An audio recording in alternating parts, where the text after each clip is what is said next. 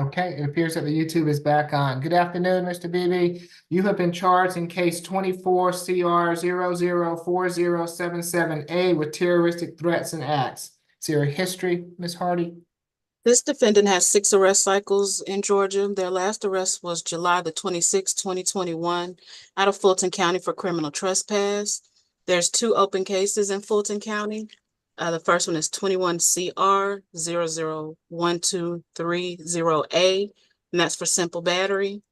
And then there's 22 CR 000582A for giving false information to law enforcement and carrying a concealed weapon. The recommendation from pretrial is a UJR level 3. Nothing further to report. Stesiano? Your Honor, this incident took place June 22nd, 2024 at 1985 Seaboard Place, now Northwest in Atlanta.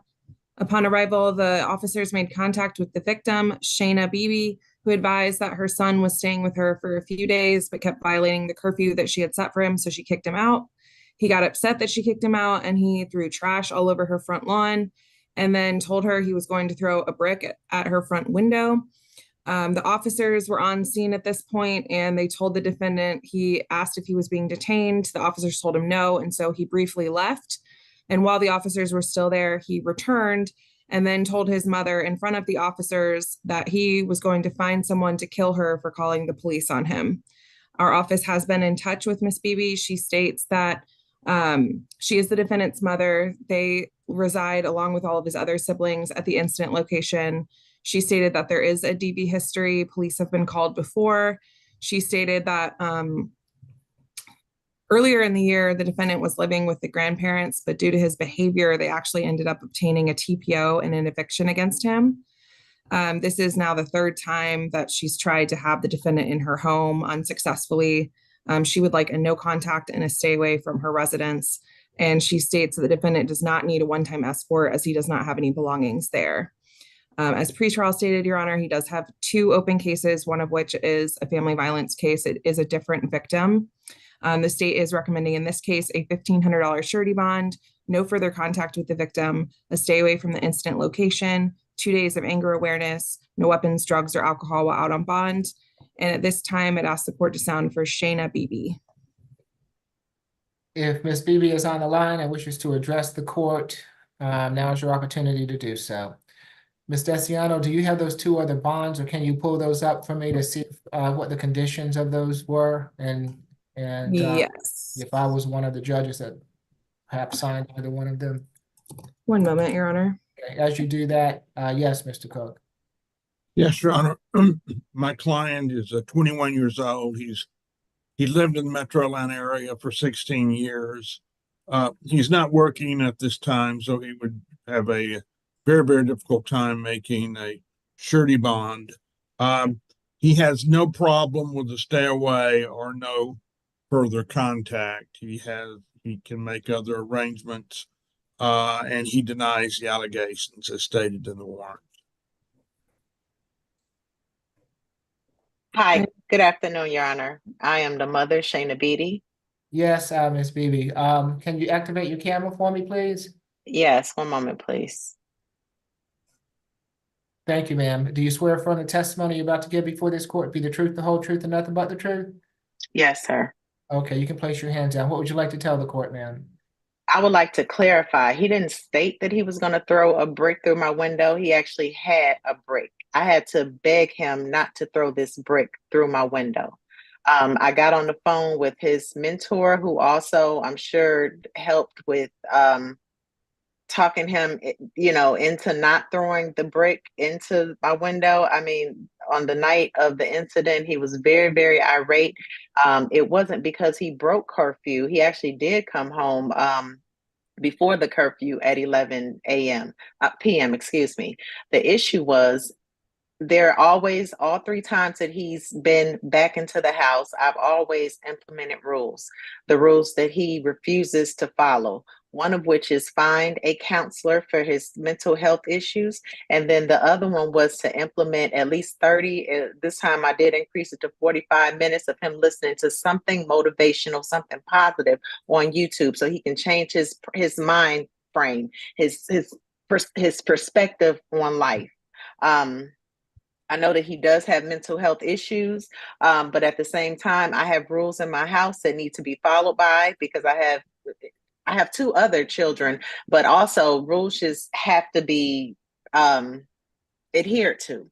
He told me before he came here that he was definitely, willing to do what I asked him to do.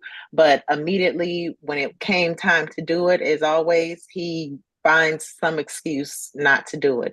On this particular day, he's claimed that it was because I turned his Wi-Fi off the night before, but I'd actually turned the Wi-Fi off on his device that same day, because I didn't want him to be sitting in his room on YouTube or Instagram. I wanted him to come to me and say, "Hey, Ma, can you, turn my Wi-Fi back on so I can look for a therapist, so that I can listen to something positive, for 45 minutes." But he didn't do that. Instead, he took off, he left, he was gone for about 8 hours. I had most of his things sitting on the porch for him when he arrived back.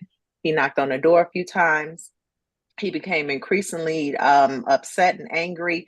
He actually yelled out on my porch. He was calling me all kind of bitches, excuse my language, saying how horrible of a mother that I was. And I mean, this started maybe at about 10 o'clock. It went on from like 10 until about 11 or so. The time frame might be off, give or take, but this was at night. He disturbed my neighbors as though he scared us, so it wasn't that he was threatening. He did threaten, but he actually had it in his hand, and he was very irate.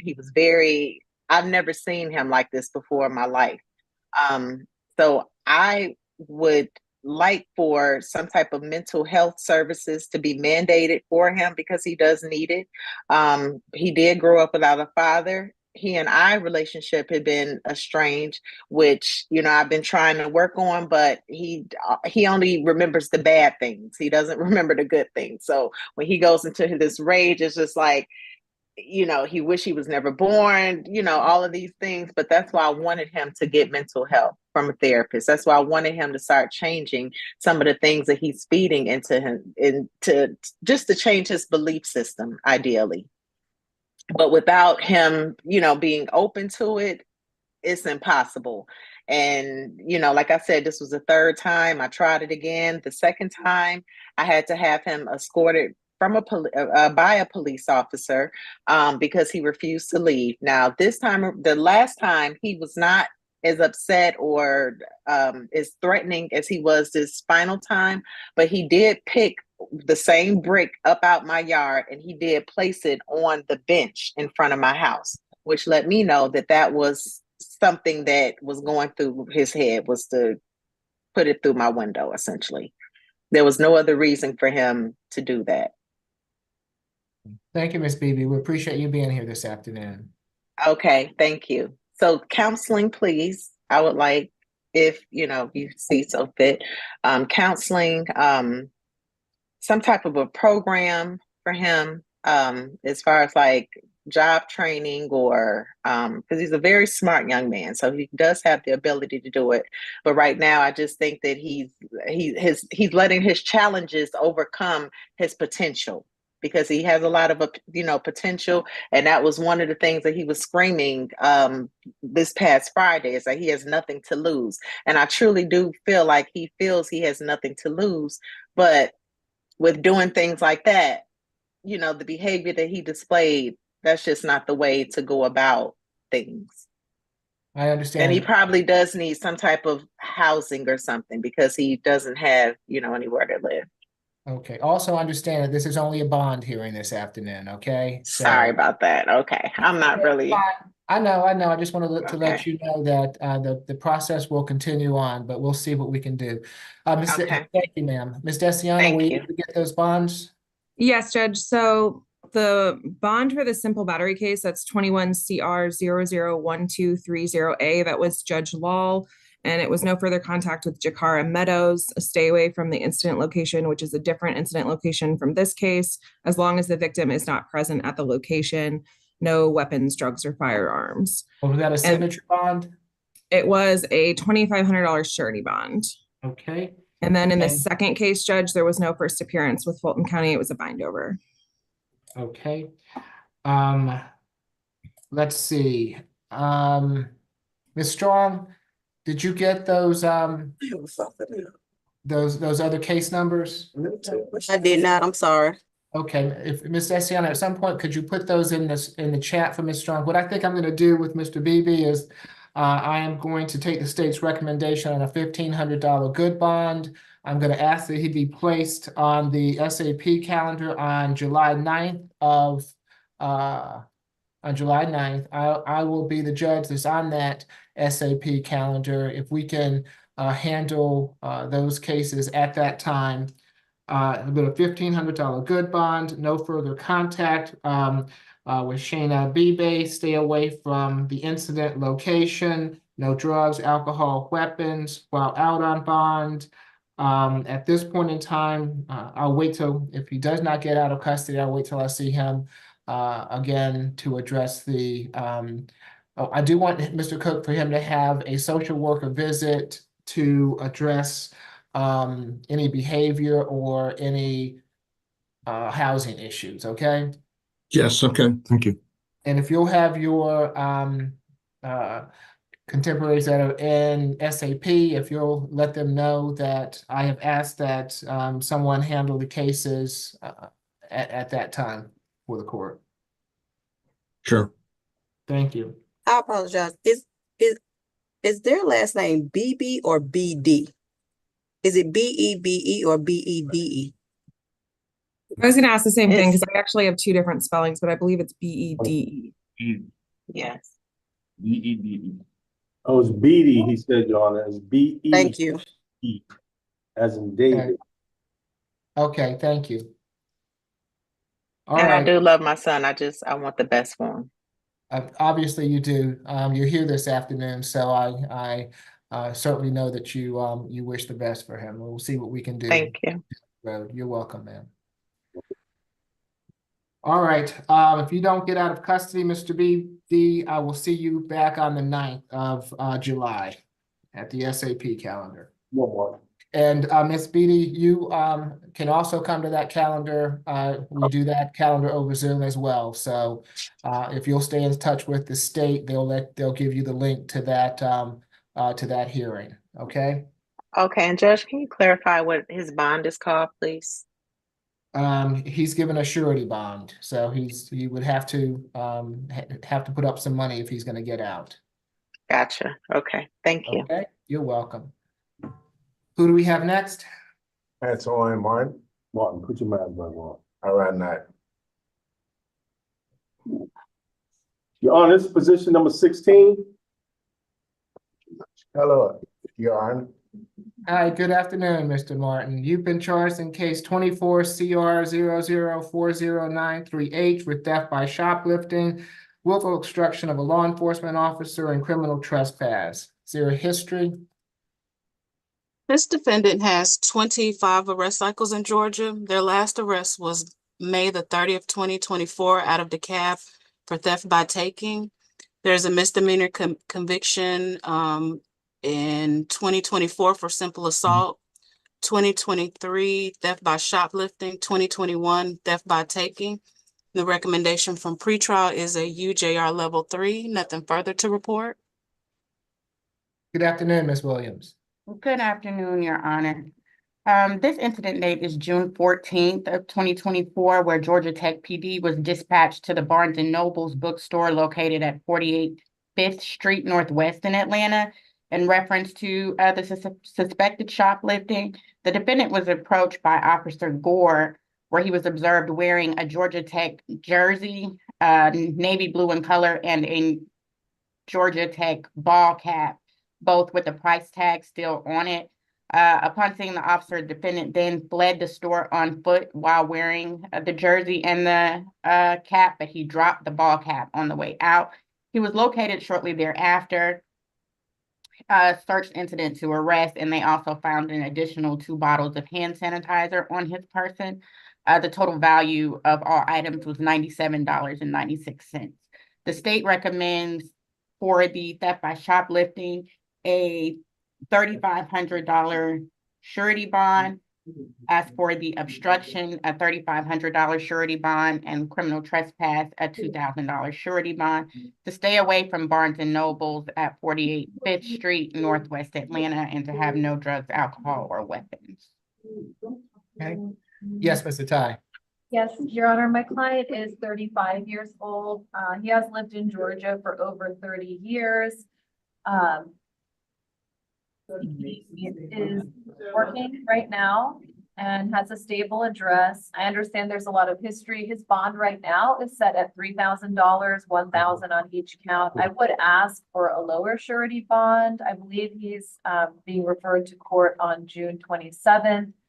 We haven't done a lot of those, but I was speaking with Ms. Falk about that. So I think she said typically there would be a bond, but then the case will be reset, I guess, to June 27th, 9:30 a.m.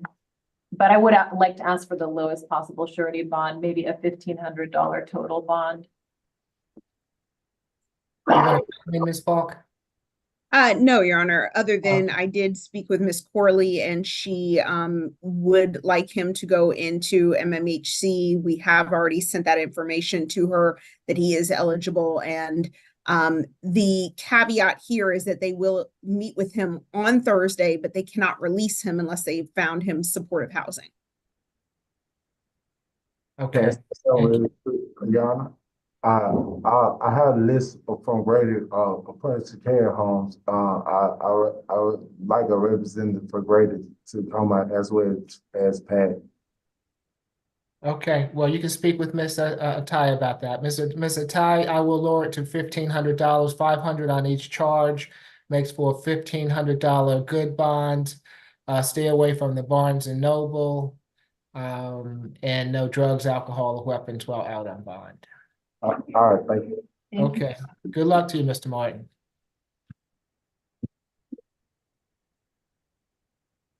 Who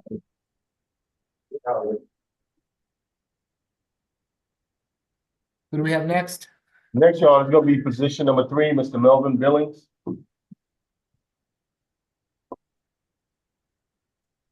Good afternoon, Mr. Billings. You've been charged in case 24 CR 004078A with battery family violence. Is there a history? This defendant has 8 arrest cycles in Georgia. Their last arrest was April the 12th, 2021, out of Atlanta for battery and cruelty to children. It's showing dormant. The case number is 21 CR 001837A. And the recommendation from pretrial is a UJR through the jail. Nothing further to report. Your Honor, I'm also showing that he has an arrest from June 2024 for an FTA. I'm assuming that's the 21 CR case too. Judge, this incident took place June 23rd, 2024 at 476 Mulberry Row in Atlanta regarding, officers responded regarding a dispute. Upon arrival, they made contact with the victim, Kelsey Richardson, who advised that she and the defendant lived together. The defendant accused her of cheating. An argument ensued, and the argument turned physical when the defendant snatched the victim's phone out of her hand so hard that he actually broke her fingernails and caused her fingers to bleed. The officer noted that the defendant smelled very heavily of alcohol. Our office has been in touch with Ms. Richardson. She states that she's been in a relationship with the defendant for about a year. They do not have children together, but they reside at the incident location. She says that they do have a DV history. This is the first time that it's escalated to this point. She did say the defendant has a drinking problem. She confirmed the events in the warrant. She would like no contact, anger management, and alcohol evaluation. He'll need a one-time police escort, and she would like a stay away. Your Honor, as pretrial stated, he does have a prior battery case involving a different victim that's open with the court. Your Honor was his judge at the bond hearing in that case, and you did order him to have no weapons, drugs, or alcohol. The state is requesting a $5,000 surety bond in this case, no further contact with the victim, a stay away from the incident location, family violence intervention program, ADET, and again, no weapons, drugs, or alcohol while out on bond. And if the court can sound for Ms. Kelsey Richardson, I believe she's on the line. Did I give a signature bond at that time? The previous case? One moment, Judge, and pull it back up.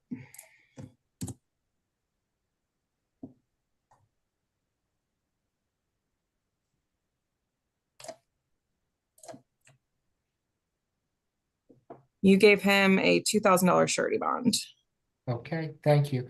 Yes, good Actually, afternoon. I'm sorry, Your Honor. I misspoke. It's a $3,500 surety bond. It was 2,000 on count 1, 500 on counts 2, 3, and 4. Thank you. Ms. Richardson, we're happy to have you this afternoon.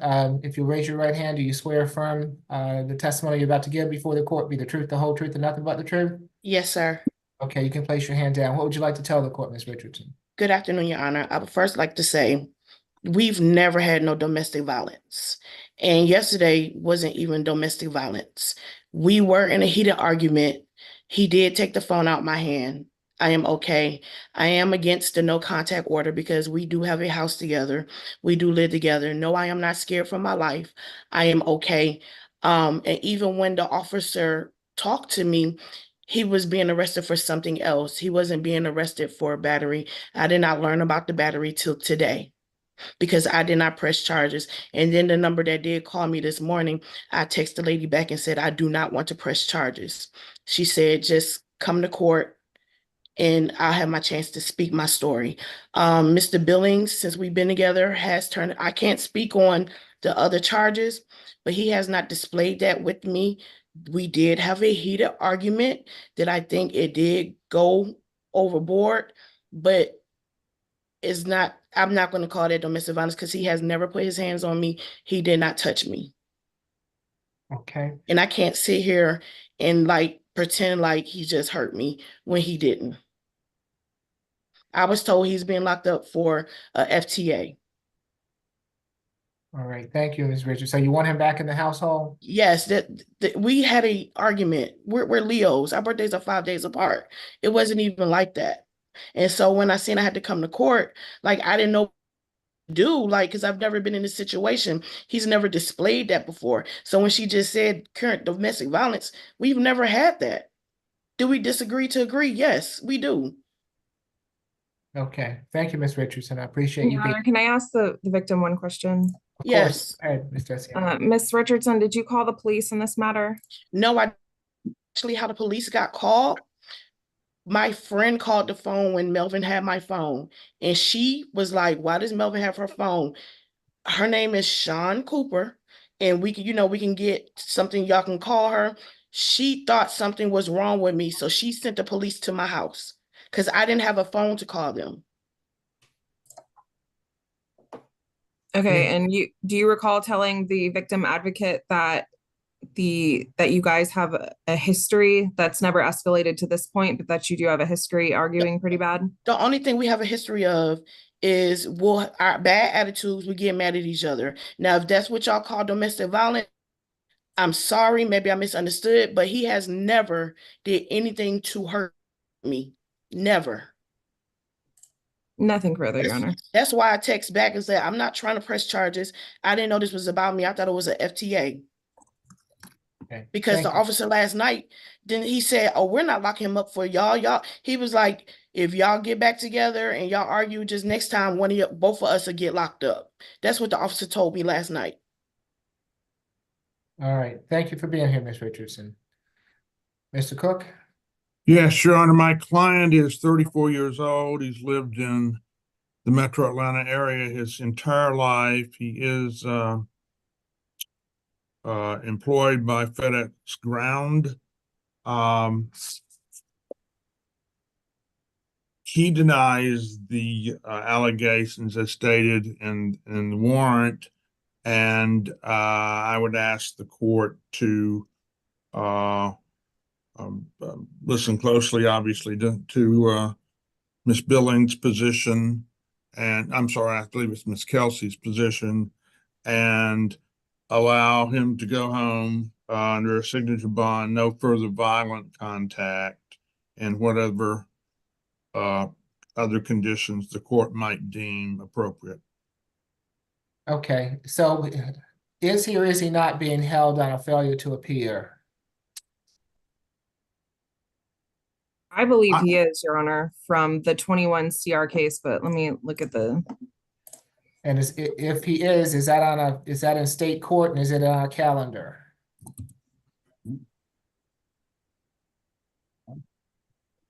And can I just say one more thing, sir? Yes, ma'am. I know with the failure to appear, because the beginning of the year, we did go to turn himself in, and we've already been to court, and we have record of all the failure to appears. All of them have been returned to sender from, I guess, the address that his mom had that she no longer has. So we've been going to court on all the failure to appears. So the one that popped up yesterday, because we went to court like February, March, because I went to go take him to turn himself in the beginning of January, because we like starting to slate clean, get all his court cases over. So this failure to appear, because the one of them, they bounded over from state court to the higher court. And so his thing was supposed to be out the system, even to when he was supposed to be working at Delta, well, the airlines, the airport, the FTA came up, but we thought it was the one that we turned him in for. Like, we were answering everything, but it is noted in the system of the address that he was not there when they tried to send it. And we thought we got all the failure to appears off because we went to go handle business. Okay, let's see if we can straighten it out. Thank you, Ms. Richardson. Yes, sir. I put a case number in check. and yes, Judge, he does have a $4,000 surety bond on the FTA. It's not yet on the calendar, but it needs to be placed on the SAP calendar. Okay, so that'll also be on the, I would imagine, the SAP calendar on July 9th. I will address it at that time. And since he's not going to get out on that FTA, as far as this case goes, it'll be a $5,000 signature bond through the jail, no further violent contact with Ms. Richardson, and no drugs, alcohol, weapons while out on bond. And if your case is placed on that July 9th calendar, Mr. Billings, I'll see you on that date. Okay. And you can be at that court hearing if you choose to be there at that time also, Ms. Richardson. I will. Will I get notice or anything? If you'll stay in touch with the solicitor's office, they can provide you with the information, okay? Okay, yes, I definitely will be there. Okay, very good. We do that over Zoom. Okay. I apologize. Was there any other conditions other than no further violent contact and then no drugs, alcohol, and weapons? Yeah, I don't need the no contact because we have a house together. Any other No, conditions? there was nothing else, Ms. Strong. Thank you. Okay. And Your Honor, if you would consider putting the bond through pretrial services so you can have the conditions. Just given his record, and Your Honor did give him a surety bond in his 21 CR case. And this is another battery case. All right, with a different so it'll be a $5,000 signature bond through pretrial level 1. And then if you would consider family violence intervention program and ADET. Okay, I'll leave that for down the road, Ms. Desiana. Okay. Mr. Cook, your client has his hand up. Mr. Billings, Mr. Cook will be in touch with you after court today, okay? So let him answer your questions when he speaks with you next. Okay, appreciate it. Next, Your Honor, we're gonna go to ACDC and take care of position number 4. Ms. Unique Brooks. Go ahead. Yes, good afternoon, Ms. Brooks. I'm Judge Eric Morrow. This is the State Court Expedited Accusation Calendar that we're conducting by video. You've been charged in case 24 CR 004082G with reckless conduct and discharge of firearms on or near public highway or street. Is there a history? This defendant has one arrest cycle in Georgia. Their last arrest was June the 11th, 2016, out of DeKalb for battery family violence. And the recommendation from pretrial is a UJR through the jail. Nothing further to report. Ms. Desiano? Your Honor, this incident took place June 23rd, 2024. Officers were dispatched to 3669 MLK Junior Drive, apartment A5, regarding a domestic dispute. Upon arrival, they met with the victim, Travis Smith, who advised that he was texting another woman when his wife came outside and took his phone and saw the messages. An argument started. The defendant tried to lock him out of their apartment. He got back into the apartment, and when he did, the defendant had a handgun. She cocked it. The victim took off running. She chased him with the firearm and then discharged it into the air in order to scare him. Initially, the defendant was not cooperative with the officers. They did obtain a search warrant for the apartment and were able to locate the handgun, and they found a shell casing that was lodged in the handgun that had failed to eject. And upon further questioning, the defendant admitted that she fired a shot in order to scare her husband. Obviously, this is extremely concerning. This does meet the criteria for a felony, Your Honor. The state's requesting a $10,000 surety bond in this case. That would be $5,000 on each count. No further contact with Travis Smith, a stay away from the incident location, 2 days anger awareness, no weapons, drugs, or alcohol out on bond, and if the court can sound for Mr. Travis Smith. If Mr. Smith is on the line and wishes to address the court, now is your opportunity to do so. I do see a Travis's iPhone. You do not have to address the court, Mr. Smith, if you don't choose to, but if you would Hello, like to. you Yes, hear me? I can hear you. I need for you to activate your camera for me if you'd like to speak to me. I'm trying to give me 1 sec. How can I do it? Okay. Okay, can you raise your right hand for me? Do you swear affirm the testimony you're about to give before this court be the truth, the whole truth, and nothing but the truth? Yes, sir. Okay, you can place your hand down. What would you like to tell the court? We've been married for 2 years. This is the first this have ever happened. I just want her to come back home, and nothing like this gonna happen again. Okay, so you want to tell me what happened? I went to get a haircut. I came back home. I was sitting inside my car, playing music and so. She came out and asked me what I was doing. I said I'm on my phone looking through Facebook and thing. So she said to go through my messages. I went through my messages, and she saw I was texting a girl, and that's where everything started. Well, what is everything? That's what I'm concerned about. Is everything chasing you down and shooting a gun? Well, she didn't chase me down. She was standing right at the door, and I was walking back inside. And by the time I realized that she had a gun, I ran off, and she just fired a shot inside the ear. Okay. Appreciate you being here this afternoon, Mr. Yes, Smith. sir. Yes, Mr. Cook. Yes, Your Honor, my client is 28 years old and has lived in the Atlanta area her whole life. She is a medical assistant at a local hospital. They have, or there is one daughter, 6 years old, that is living with them.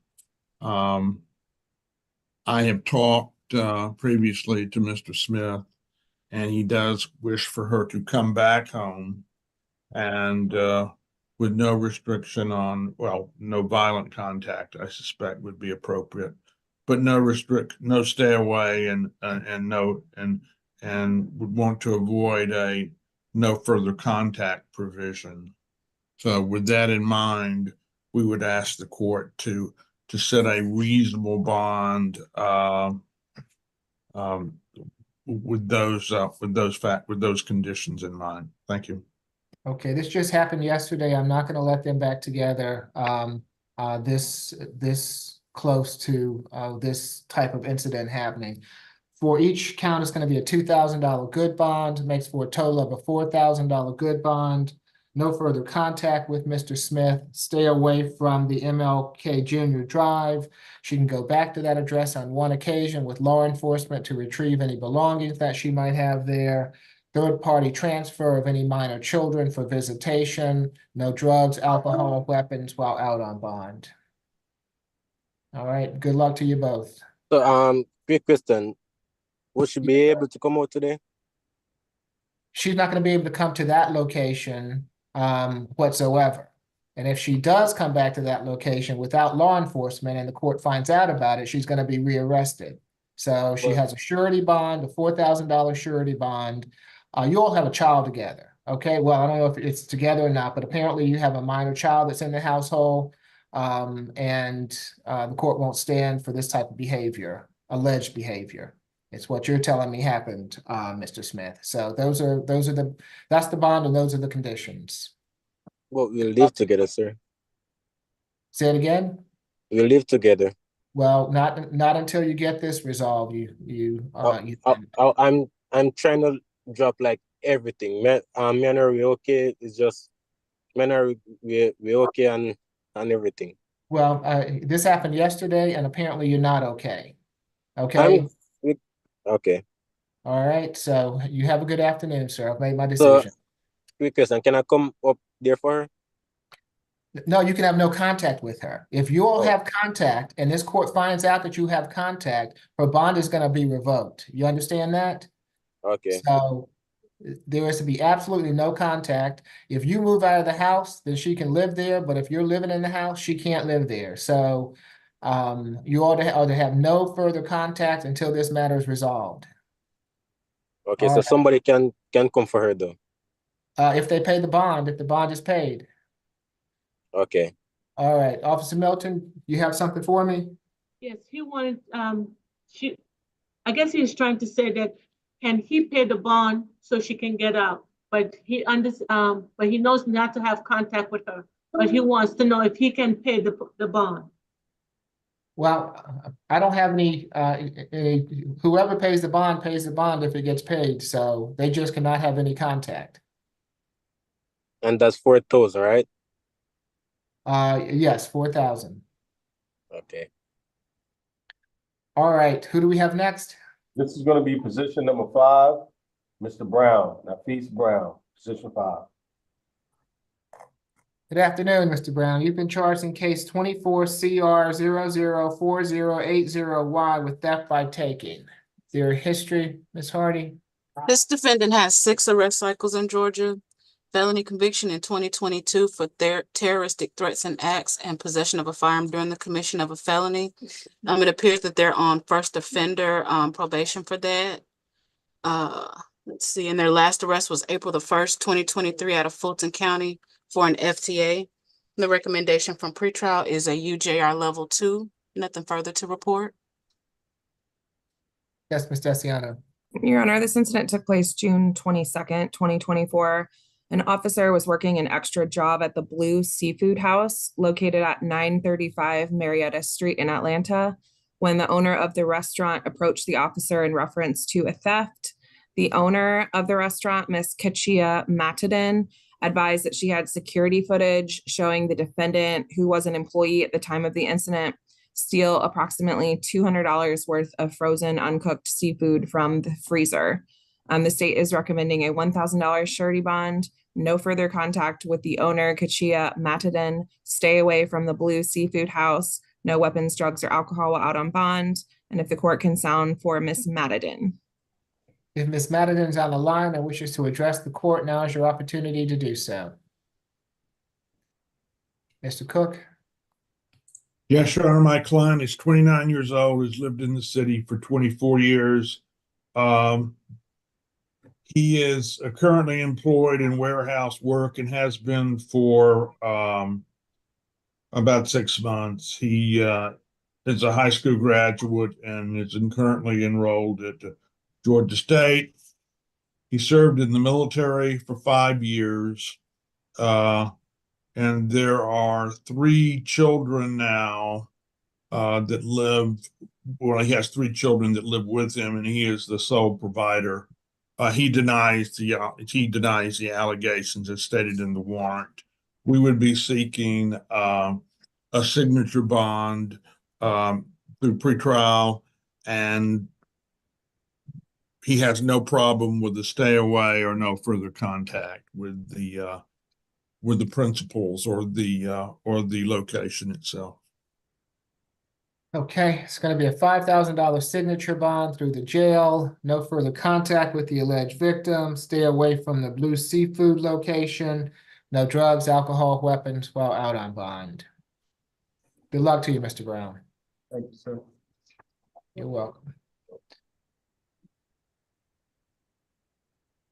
Next, we have position number 6, Mr. Jeremiah Carmichael.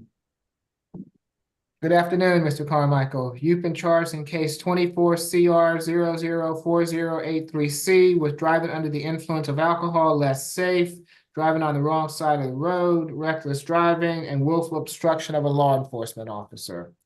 Is there a history, Ms. Hardy?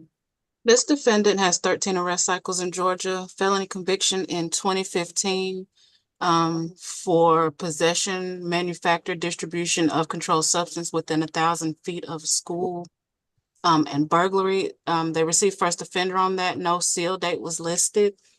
The last arrest is showing February the 11th, 2024 out of Douglas County for theft by receiving. There's an open case in Fulton County for fleeing, attempting to elude, purchase, sale of marijuana, and possession of a firearm during the commission of a felony. That number is 22 CP 213826.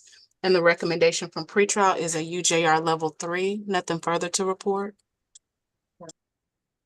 Vestiano? Judge, this incident took place June 22nd, 2024. Officers responded to a vehicle collision around Old Bill Cook Road and Westfield Trail in South Fulton. Upon arrival, they found a gray Nissan Altima with a female passenger who had multiple lacerations and bruising, who was transported to the hospital. However, there was no one in the driver's seat of that vehicle when the police arrived. The officers then made contact with the driver of a gray Ford Explorer, who's the victim in this case, Ms. Courtney Dobbs. She advised that the driver of the Nissan Altima caused the accident and he was in the wood line outside of the vehicle.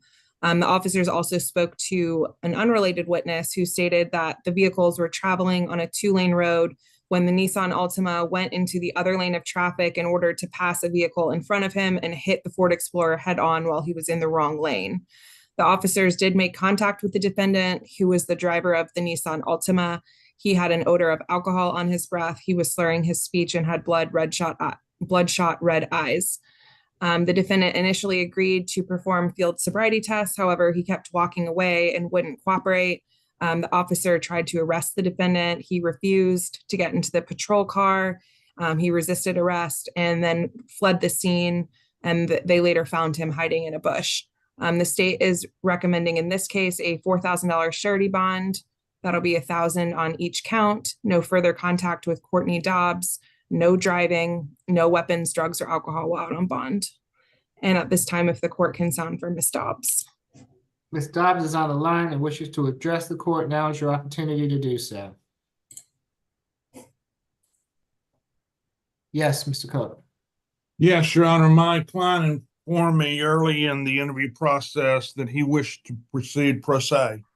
So I was not able to interview him much further than just basic demographic information. Mr. Carmichael, you have a right to remain silent. Anything you say can be used against you. You have a right to have an attorney present at these proceedings. It's my understanding that we provided you with the services of the public defender today. You choose to proceed pro se. Is that correct?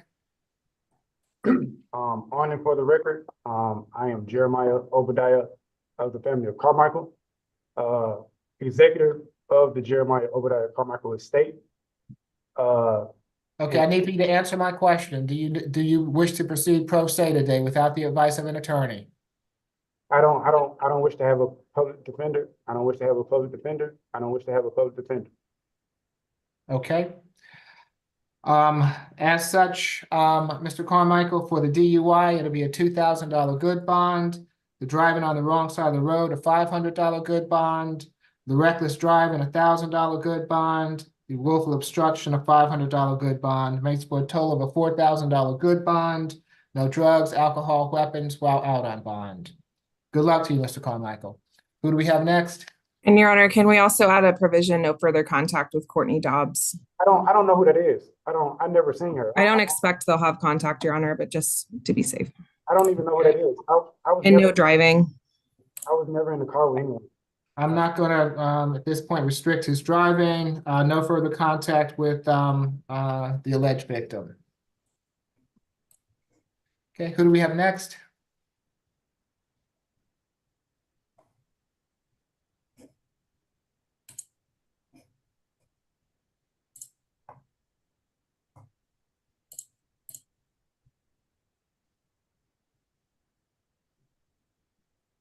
We're gonna go to ACDC. It's gonna be position number 8. Ms. Dorsey. Okay. Good afternoon, Ms. Dorsey. You have been charged in case 24 CR 004086D with simple battery family violence. Is there a history, Ms. Hardy? This defendant does not have any history to report and is recommended for a UJR through the jail. Ms. Desiano? Your Honor, this incident took place June 22nd, 2024. Officers responded to a domestic dispute at 2844 Old No Drive in Atlanta. The officers spoke with both parties. The victim, DeCarry Towns, advised that he and the defendant were arguing. The victim tried to get away to de-escalate the situation by locking himself in a room. And while he was trying to lock the door, the defendant pushed the door open and the door struck him in the head. The defendant also claimed that the victim charged at her and scratched her and broke her fingernails. The defendant did have injuries. However, there was a video of the entire incident, and the police determined that the defendant was the primary aggressor.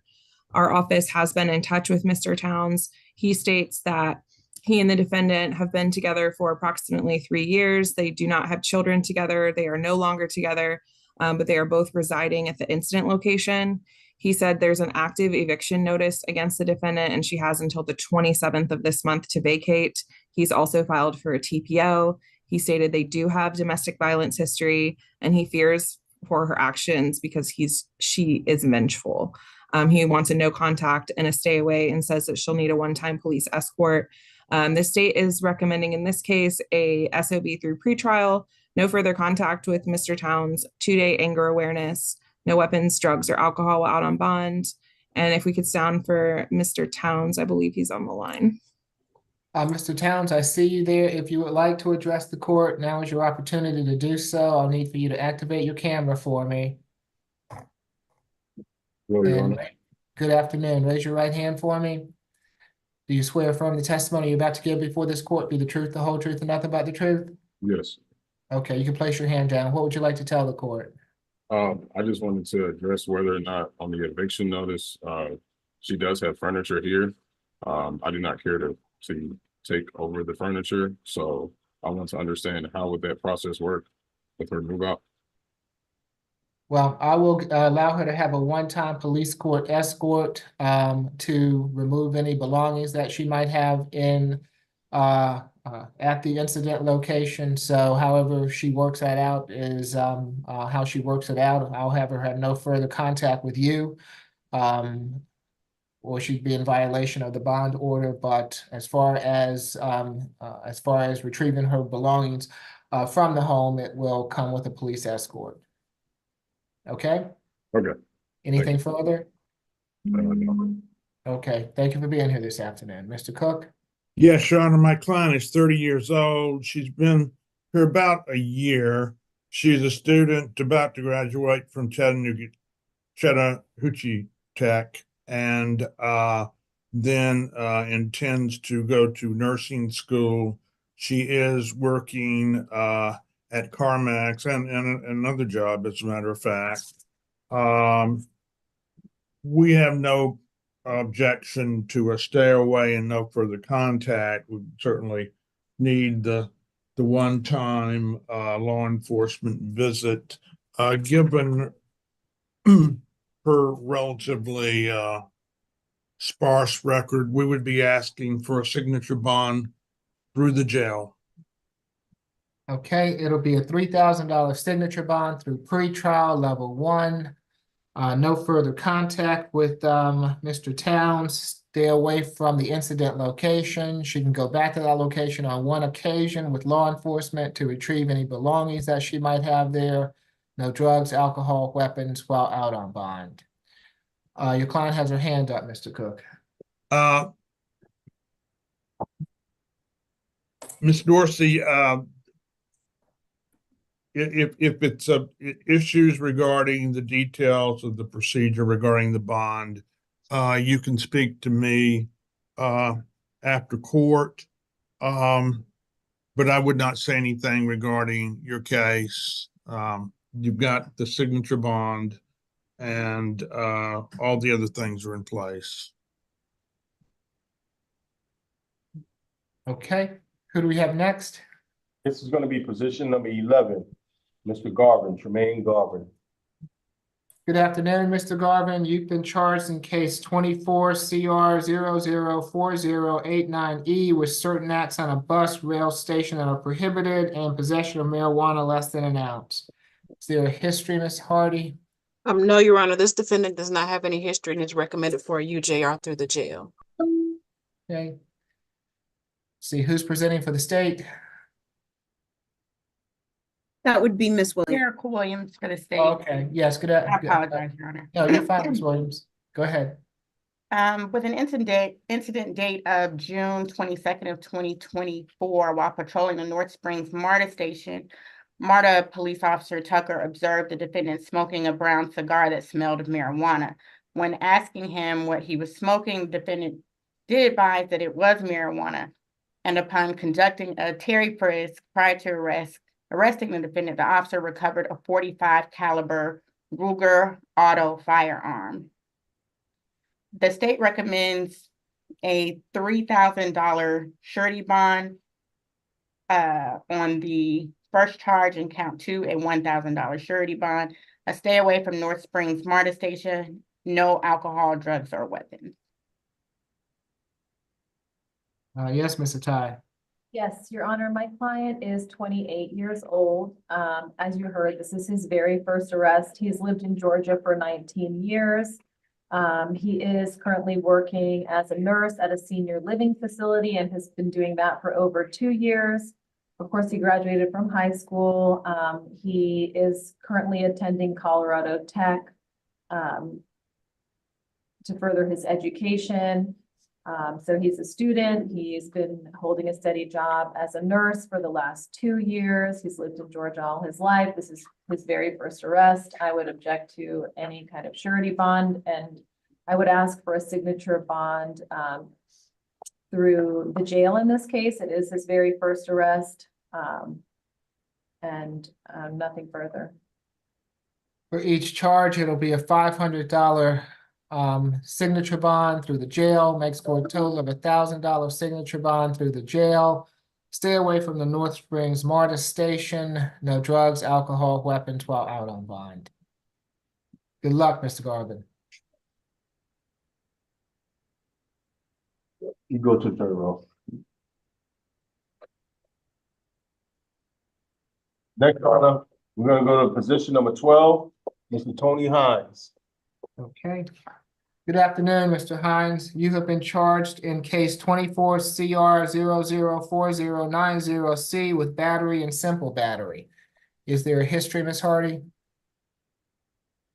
This defendant does not have any history to report at this time and is recommended for a UJR through the jail. Thank you. Ms. Williams? Yes, Your Honor. This is an incident date of May 4th of 2024. Officer Escudero of the Atlanta Police Department was dispatched to 3200 Atlanta Industrial Parkway Northwest in response to fighting that broke out on the football field following a game. The victim, Mr. Enrique Crumbs, who was one of the coaches, advised that he was punched and kicked multiple times during the altercation and also sustained bruising and swelling to his face in addition to lacerations. Upon speaking with him, he also advised that he sustained bruising to his ribs, which still hurts, and that his son also had to be taken to the hospital as well as a result of this altercation for his knee. Mr. Crumbs was able to identify the defendant through a photo lineup as one of the persons who did attack him during the fight. The state recommends a $2,500 surety bond on each charge, no further contact with Enrique Crumbs, a stay away from the incident location of 3200 Atlanta Industrial Parkway, and completion of anger awareness. Mr. Crumbs is on the line and wishes to address the court. Now is your opportunity. Mr. Ty? Yes, Your Honor, my client is 23 years old, and as you heard from pretrial, this is his very first arrest. He has lived in Georgia all his life. He is the father of 2 minor children, a 1-year-old and a 4-year-old, and he also works at the Atlanta airport doing security. He graduated from high school. He also studied accounting at Reinhardt University. Your Honor, he's playing on this arena football team and with many other people. Once he found out that there was a warrant, an officer went to his home. He turned himself in yesterday, or maybe this morning. He turned himself in. He doesn't want this hanging over his head. He firmly denies the allegations as stated in the warrant. This is not his coach. This is a coach on another team. I guess they're sore losers or I don't know what, but he states he never got in a fight with anybody. And I would ask for a signature bond through the jail in this case. I mean, based on what I see here. I mean, if two people there's two victims, the coach and his son, and there were many other people there. Nothing further. Okay, for the batteries, it'll be a $2,000 signature bond through pretrial level 1. For the simple battery, $1,000 signature bond through pretrial level 1, makes for a total of a $3,000 signature bond through pretrial level 1. No further contact with the alleged victims, no drugs, alcohol, weapons while out on bond. Good luck, Mr. Hines. Thank you. You're welcome.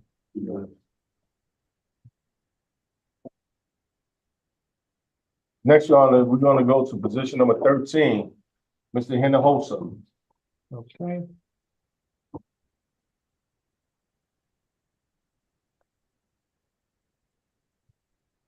Good afternoon, Mr. Hinojosa. You've been charged in case 24 CR 004091G with willful obstruction of a law enforcement officer, driving under the influence of alcohol less safe, brake lights, turn signal violation, possession of an open alcohol container, and improper erratic lane change. Is there a history, Ms. Hardy? This defendant has 9 arrest cycles in Georgia. There was a misdemeanor conviction for DUI in 2009, felony conviction in 2009 for theft by receiving, entering auto, possession of tools for the commission of a crime, and criminal street gang activity. Their last arrest was December the 8th, 2019, out of Gwinnett for DUI. And the recommendation from pretrial is a UGR level 3. Nothing further to report. Ms. Williams? Your Honor, this is the August 23rd. I'm sorry.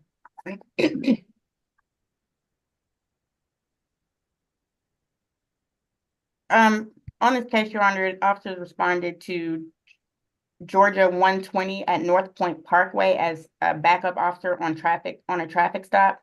The traffic stop was initially for a broken brake light on the driver's side of the vehicle. However, the officers also observed the defendant failed to maintain his lane. The defendant advised he was coming from a pool and was headed home.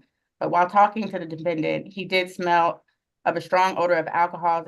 His eyes were bloodshot and watery and glassy. The officers did ask if he would be willing to perform field sobriety evaluations to make sure he was safe to drive, but he declined to do so.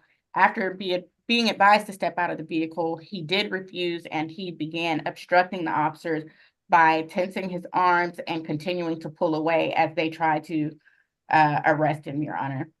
As stated, he does have 3 additional DUI arrests, one from 2009 and 2 in December of 2019, one with Johns Creek and the other with Gwinnett County PD.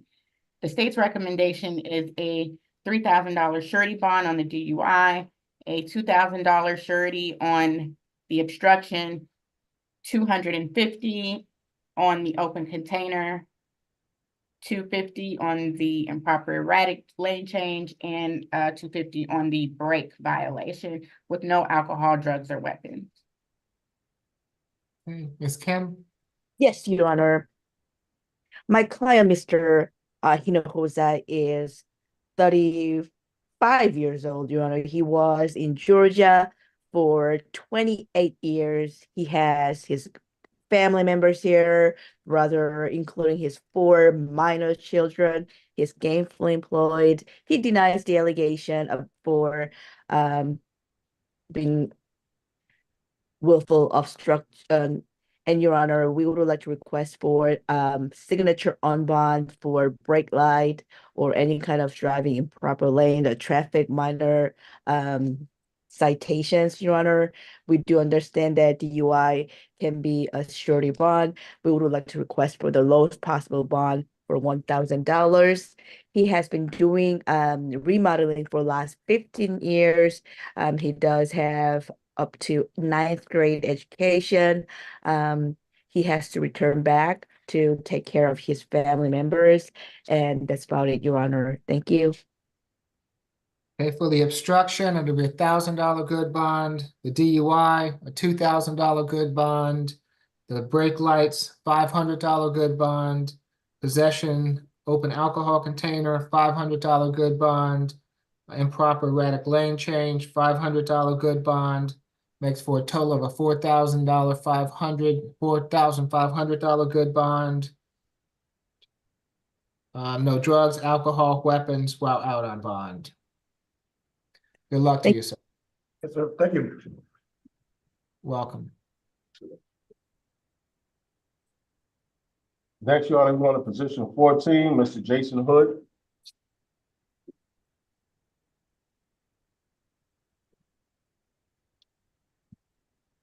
Good afternoon, Mr. Hood. You've been charged in case 24CR004092Y with criminal trespass. Is there a history? This defendant has 4 arrest cycles out of Georgia. Their last arrest was June the 16th, 2022, out of Fulton County for an FTA. The underlying charge was criminal trespass.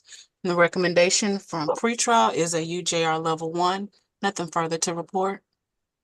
Ms. Williams? On this day, Your Honor, June 22nd of 2024, the defendant entered the property at 7301 North Point Parkway in Alpharetta, Georgia, a property which is a large multi-acre commercial shopping complex that is managed by Brixmore Properties, and he remained there after having been issued numerous criminal trespass warnings, including one just on June 18th of 2024. Which also prohibited him from being at any of the businesses between the address of 7231 and 7731 North Point Parkway. The property manager, Jason Vipperman, signed the property up authorizing the criminal trespass notices for giving Alpharetta Police Department authorization to arrest any person having been issued a criminal trespass prior to June 18th of 2024.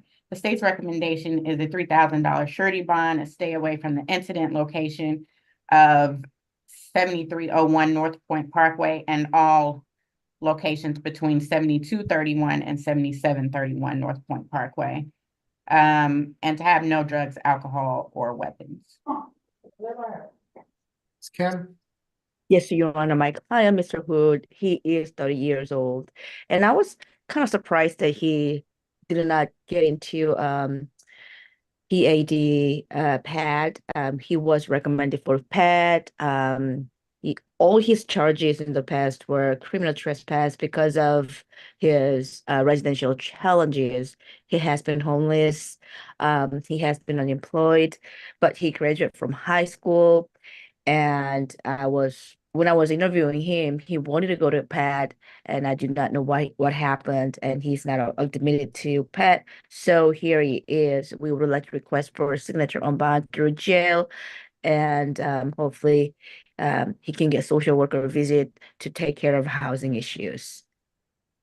Okay, I'd like for him to have a social worker visit to assist him with housing, Ms. Kim. It'll be a $2,000 signature bond through the jail.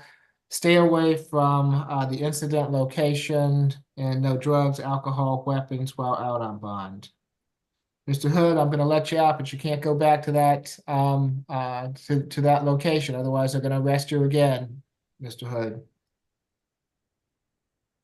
Yes, sir. All right. Good luck to you, sir. And Your Honor, just to let the court and PD Kim know, he was actually recommended for PAD. He rejected PAD. So that's why he is not in PAD. Thank you, Ms. Falk. Thank you for letting us know. Next, Your Honor, we're going to go back to ACDC, position 18, Ms. Brianna Sanders. Okay.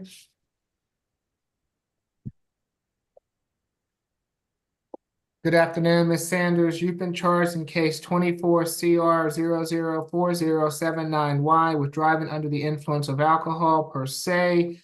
driving under the DUIs.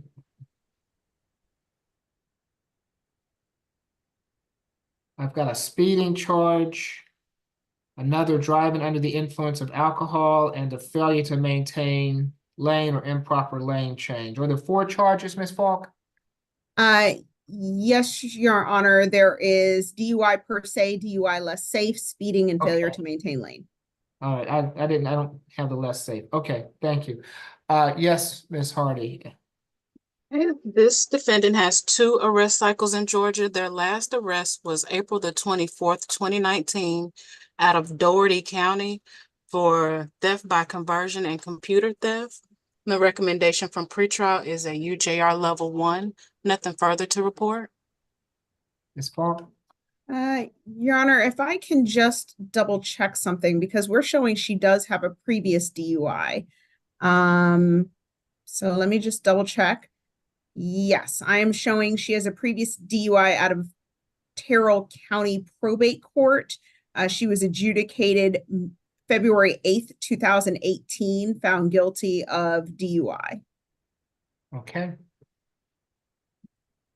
All right, so this incident happened on June 23rd, 2024 at around 5:06 a.m. Officers made a traffic stop at I-285. The defendant was observed in the 3rd lane, failing to maintain the lane, weaving in and out of her lane several times. She was also driving 106 miles per hour in a 65 mile per hour zone, which is about 41 miles over the posted speed limit, which would make her a super speeder. The officer activated their emergency equipment, made a traffic stop, and made contact with her. They asked where she was coming from. When she was speaking to the officers could smell a strong odor of alcoholic beverage on her person.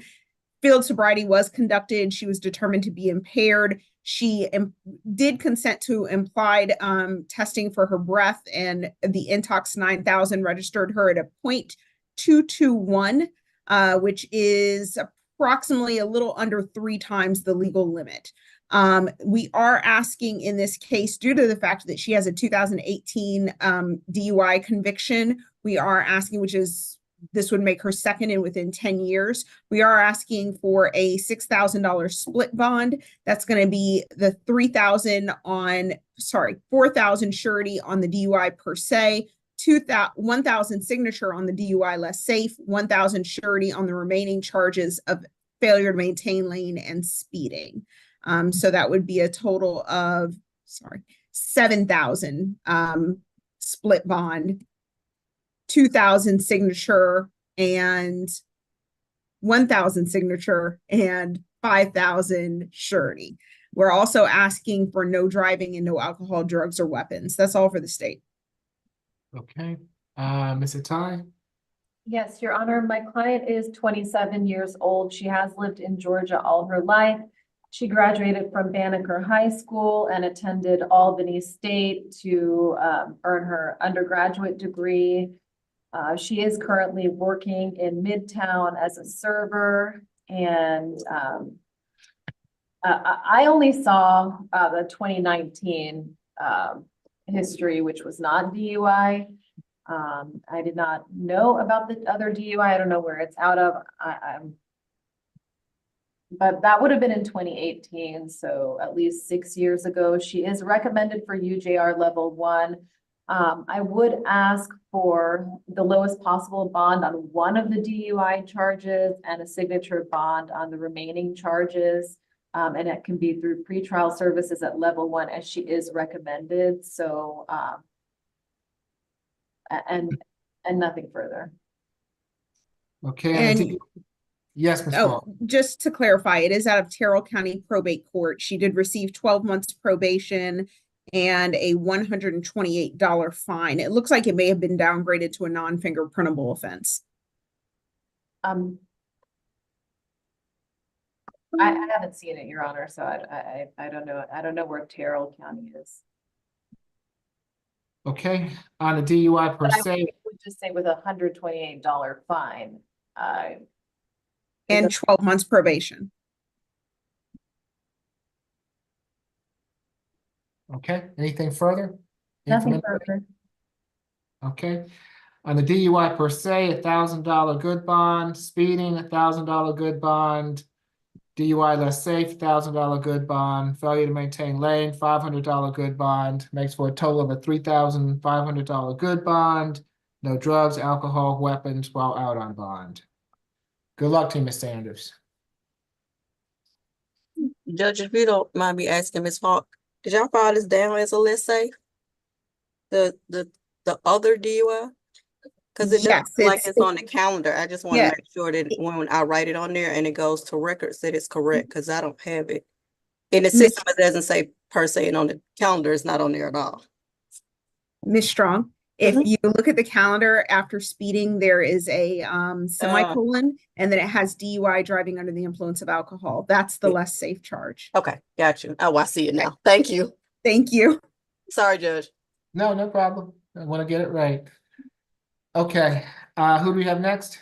It's going to be position number 19, Mr. Nigel Sproul. Good afternoon, Mr. Sproul. You've been charged in case 24 CR 004076E with battery family violence and simple battery family violence. Is there a history, Ms. Hardy? This defendant has one arrest cycle in Georgia. The last arrest was July the 9th, 2015, out of Atlanta for driving while license suspended or revoked. And the recommendation from pretrial is a UJR through the jail. Nothing further. Ms. Falk? Yes, Your Honor. This incident happened June 23rd, 2024 at 1475 Sand Bay Drive Southwest in Atlanta. Officers responded there in regards to a domestic dispute. They spoke with Miss Samantha Torchon, Torchon, who stated her boyfriend had assaulted her. That is the defendant. When she stated that he was acting violently, was intoxicated, and that once inside of the home, he pushed her against the wall, shoved her to the floor, then took his hand and pressed it against her jaw. She then stated the defendant punched her in the jaw with a closed fist, and there were lacerations to the side of her face, and she did appear to have a bruise under her left eye, as well as a busted lips that the officers could observe.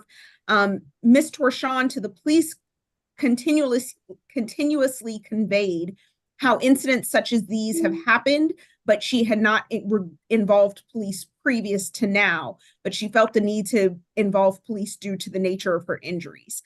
Contact was made with Mr. Sproul. He stated that they had been arguing about talking to Lyft riders while offering them rides. He also did not ever indicate what had happened inside the home, even after being asked multiple times what had happened inside the home, and could not convey any kind of details as to what had occurred, which led to his arrest. Mr. Sproul was not observed with any injuries whatsoever, which also assisted the officers in identifying the predominant aggressor. We are asking on this case for a $4,500 surety bond. That's going to be $3,000 on the battery, $1,500 on the simple battery. No further contact with the victim, Ms. Samantha Torchon. Stay away from the address, which is going to be that 1475 Sand Bay Drive Southwest in Atlanta address. We're also asking for Family Violence Intervention Program, no firearms, no alcohol, drugs, or weapons. That's all for the state. We would like to sound from Ms. Samantha Torchon. If Ms. Torchon, please put your hand down. I will speak for you. If Ms. Torchon is on the line and wishes to address the court, now is your opportunity to do so. Afternoon, Ms. McLeod. Good afternoon, Your Honor. My client is 32 years old. He has absolutely no history of any violence whatsoever. He denies the allegations. He tells me that his girlfriend was intoxicated and that she was primarily the aggressor in all of this, and he was just trying to stop her from harming herself and him. I would ask the court for signature bond for my client, Your Honor. He is okay with no further contact. However, he would like a one-time police escort so he can go back to the location to retrieve his belongings. He tells me that the lease where they live is about to expire in another week or so. So they were going to have to be moving anyway. So he would like the opportunity to get his belongings. Okay. For the battery, a $2,000 signature bond through pretrial level 1. Simple battery, $1,000 signature bond through pretrial level 1 makes for a total of a $3,000 signature bond through pretrial level 1.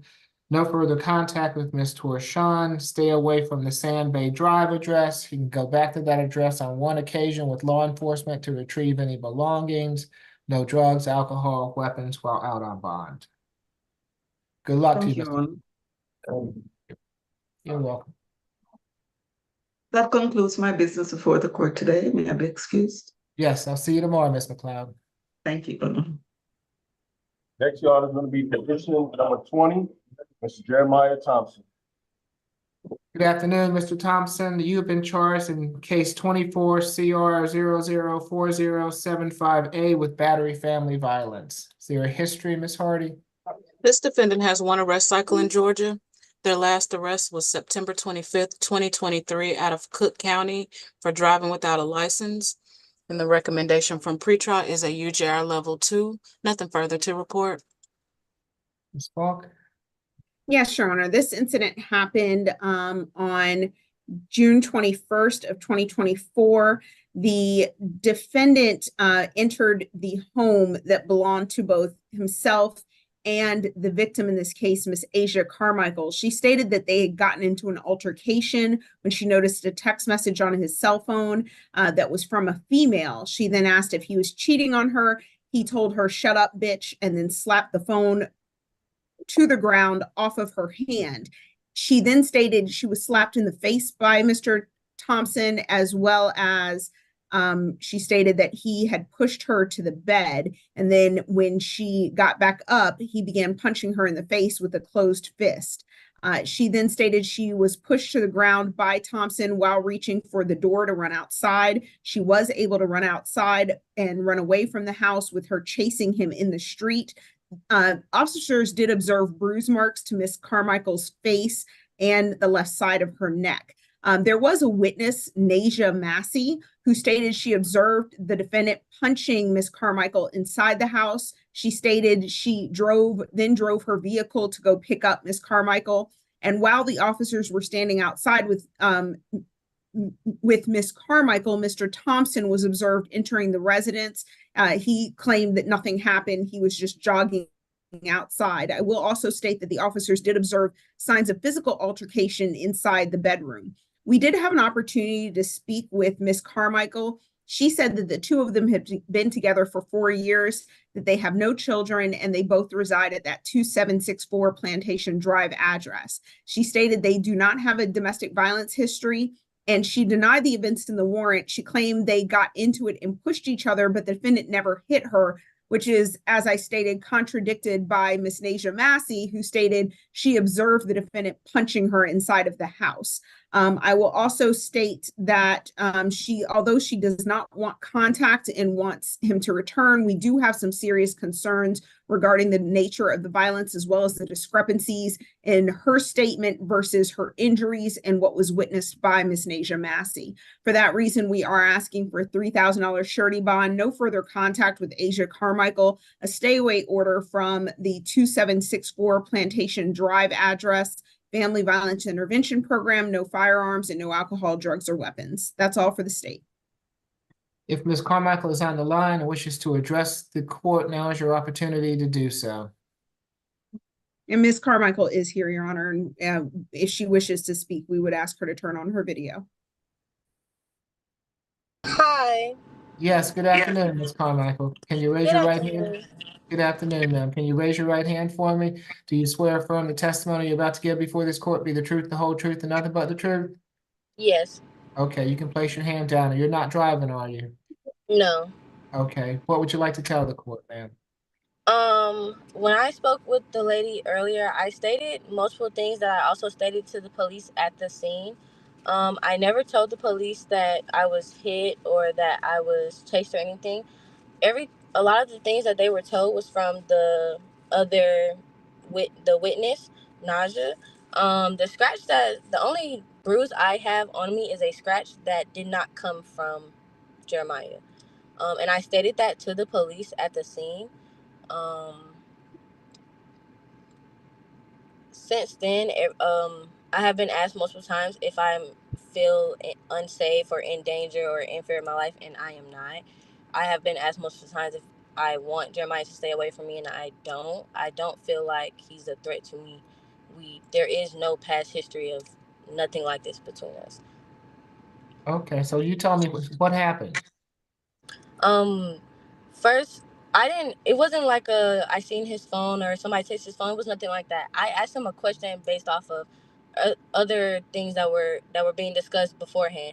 And so I asked him if he was cheating on me, and we were having a heated discussion, a heated argument basically about it. And that was basically in it didn't go as far as someone being punched in the face, because I have no bruises on my face. So none of that happened. Like, it was just a very, very heavy verbal dispute. Did he put his hands on you whatsoever? No. Okay. And I told the police that when the police asked me, did I need help with anything? I told them the only thing I needed was for the officer, Mr. St. Croix, he just asked me if I needed anything from inside, and I asked him, could he just walk me inside to get my phone? He walked me inside to get my phone. No words were exchanged. Nobody asked anything. I grabbed my phone, walked back out to my car. Okay. Any questions, Ms. Falk? Yes, Your Honor. Hi, Ms. Carmichael. Do you recall that when the police encountered you, you were screaming in the middle of the road at the intersection of Plantation Drive and Dorsey Avenue? No, because I drove back up with Naja on the police already in the driveway. So I walked up into the driveway to my car. I was not in the road at all. I was crying, but I was not screaming. And do you recall telling police that you were being chased by Mr. Thompson? They asked if we were the people running in the road, and I told them yes. Okay. And who called the police, Ms. Carmichael? Miss Naja. Okay. All right. That's all for the state, Your Honor. It was Miss Naja, the witness. Why were you Understood. running? Why were you running in the road?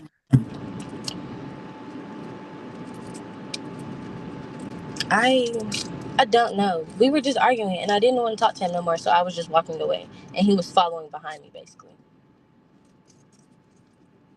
Okay. Thank you, Ms. Carmichael. Appreciate you being here. You're welcome. Ms. Kim? Yes, Your Honor, Mr. Thompson is only 22 years young. Your Honor, he was arrested on June 21, 6:19 a.m. So as of now, it has been more than 72 hours. So I think that this is a Riverside issue. So I would like to object to signature surety bond at all. I want to ask for signature on bond through jail. They don't live together anymore. He's gonna be living with his grandmother at another location. He has been working, and also, Your Honor, he's pursuing his GED, and I guess that's about it, Your Honor. Does he need to go back to that Plantation Drive address? Just one time, to retrieve his personal belongings. Okay.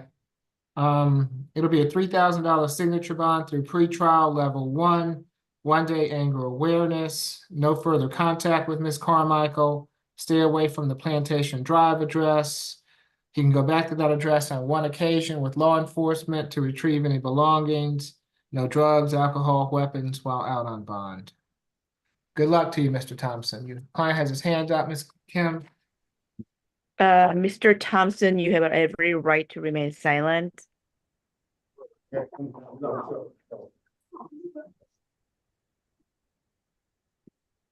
Next, Your Honor, we got position number 21, Mr. Eric Burdell. Yes, good afternoon, Mr. Vidal. You've been charged in case 24 CR 004073E with criminal trespass. Is there a history, Ms. Hardy? This defendant has 35 arrest cycles in Georgia. misdemeanor conviction in 2018 for disorderly conduct, 2013 criminal trespass, 2012 simple battery.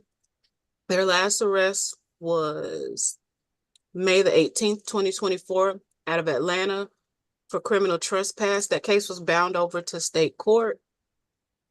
The recommendation from pretrial is a UJR level 3. Nothing further to report. Ms. Falk?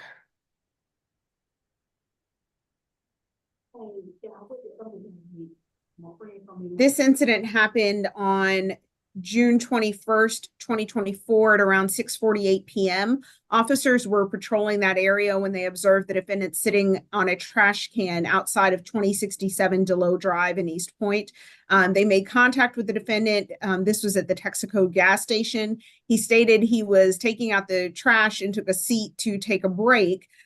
He refused to give his identifying information, stating he knew he had a criminal trespass warning from this location. He eventually gave that information, and it showed he received a criminal trespass warning on April 20th of 2024. At that time, he was placed under arrest and taken into custody. We will state that this defendant does have, as you've heard, 36 cycles, several previous convictions. We are asking for a $500 surety bond, that this be reset to the SAP calendar. Stay away from Exxon at 2067 Delow Drive in East Point. No alcohol, drugs, or weapons. That's all for the state. Is that an Exxon or a Texaco? Excuse me, Your Honor, Texaco. Okay, I just want to make sure that I get it right. Just mixed up my gas stations. Okay. Yes, Ms. Kim. Yes, Your Honor. My client is 35 years old, and Your Honor, he has been struggling with homelessness. He does need help with a social worker. Well, his education is up to 9th grade. Right now, he has zero income source. So I try to connect to his grandmother. Hopefully, he can reside with her. However, I was not able to contact her. He has no children. He's a single, and we would like to request for a signature on bond through pretrial, whichever level Your Honor seem to be making appropriate. I guess level 3 is even okay because any bond will be like a no bond for him. He has no means to pay for any bond. Thank you.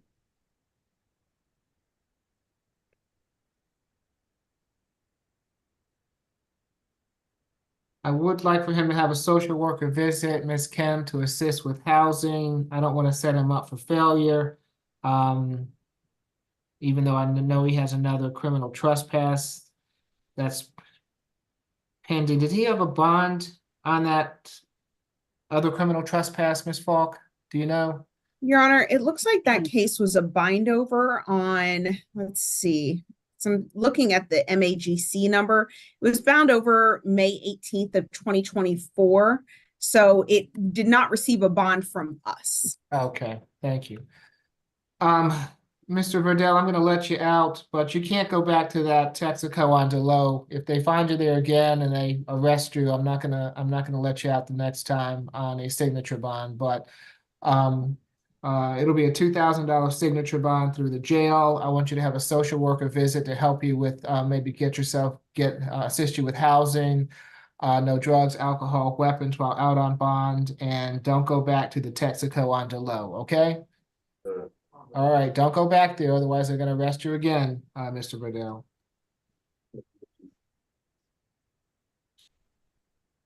Next, Your Honor, is position number 22, Mr. Pierre Williams. Good afternoon, Mr. Williams. You've been charged in case 24 CR 004081J with driving under the influence of alcohol, driving under the influence of alcohol per se, speeding, driving while your license was suspended or revoked, no insurance, and failure to maintain lane. Is there a history, Ms. Hardy? This defendant has 3 arrest cycles in Georgia. Their last arrest was March the 2nd, 2024 out of Fairburn for a DUI. It also appears to be a hold out of Marietta for an FTA, and the date of that warrant is May the 7th, 2024. The recommendation from pretrial is a UJR level 2. Nothing further to report. Yes, Your Honor. This incident happened on, let's see, June 22nd of 2024. The incident happened at 285 at the area of Martin Luther King Jr. Drive. Officers observed the defendant failing to maintain his lane several times, weaving in and out of his lane, was going 81 miles per hour in a 65 mile per hour zone. When they ran the defendant's insurance, the vehicle came back with no valid insurance. The officers then activated emergency equipment, stopped the defendant. They could detect the odor of an alcoholic beverage. They did perform field sobriety. The defendant did not pass the field sobriety test. He was then read implied consent for breath, which he agreed to. The Intox 9000, he blew a .261, which is over 3 times the legal limit. As you have already heard, this defendant has 4 open DUI cases. This is his 4th. November 2023 arrest out of Cobb County for DUI, and January 2024 Atlanta arrest for DUI, and a March 2024 Fairburn arrest for DUI. So we are asking that, I will state in all candor to the court, there were citations taken out but not warrants, and due to that in the time frame, we have no option but to agree to a signature bond. We are asking for a signature bond in the amount of $10,000, $5,000 on the DUI per se, $1,000 on the remaining counts.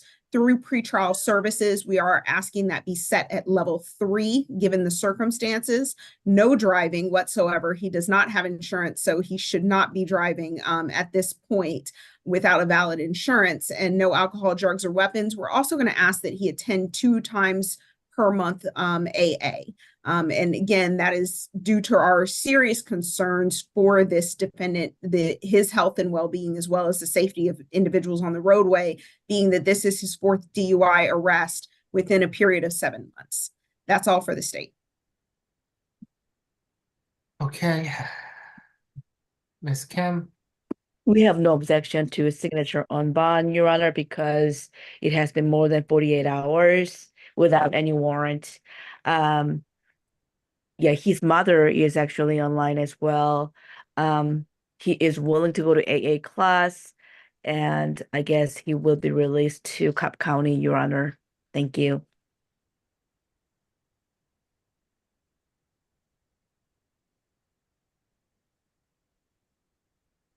Okay, so for the first DUI, it'll be a $5,000 signature bond through pretrial. These will all be level 3. For the second DUI, also a $5,000 signature bond through pretrial. For each of the other charges, $1,000 signature bond through pretrial. So that's the speeding, the suspended license, the no insurance, and the failure to maintain lane.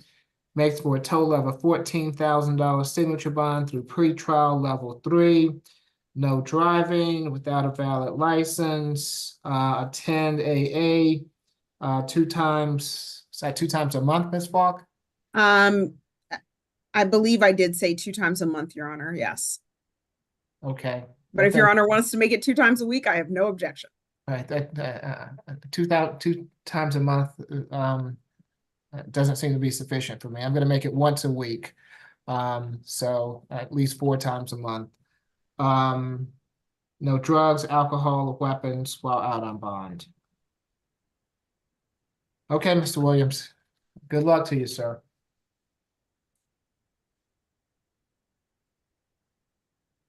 Hey, hi. Am I able to speak? Yes, ma'am. Who are you? I'm Pierre's mom. Okay. So I'm a little emotional right now. I would like to object because she was not actually the witness of the case, and she was not at the case.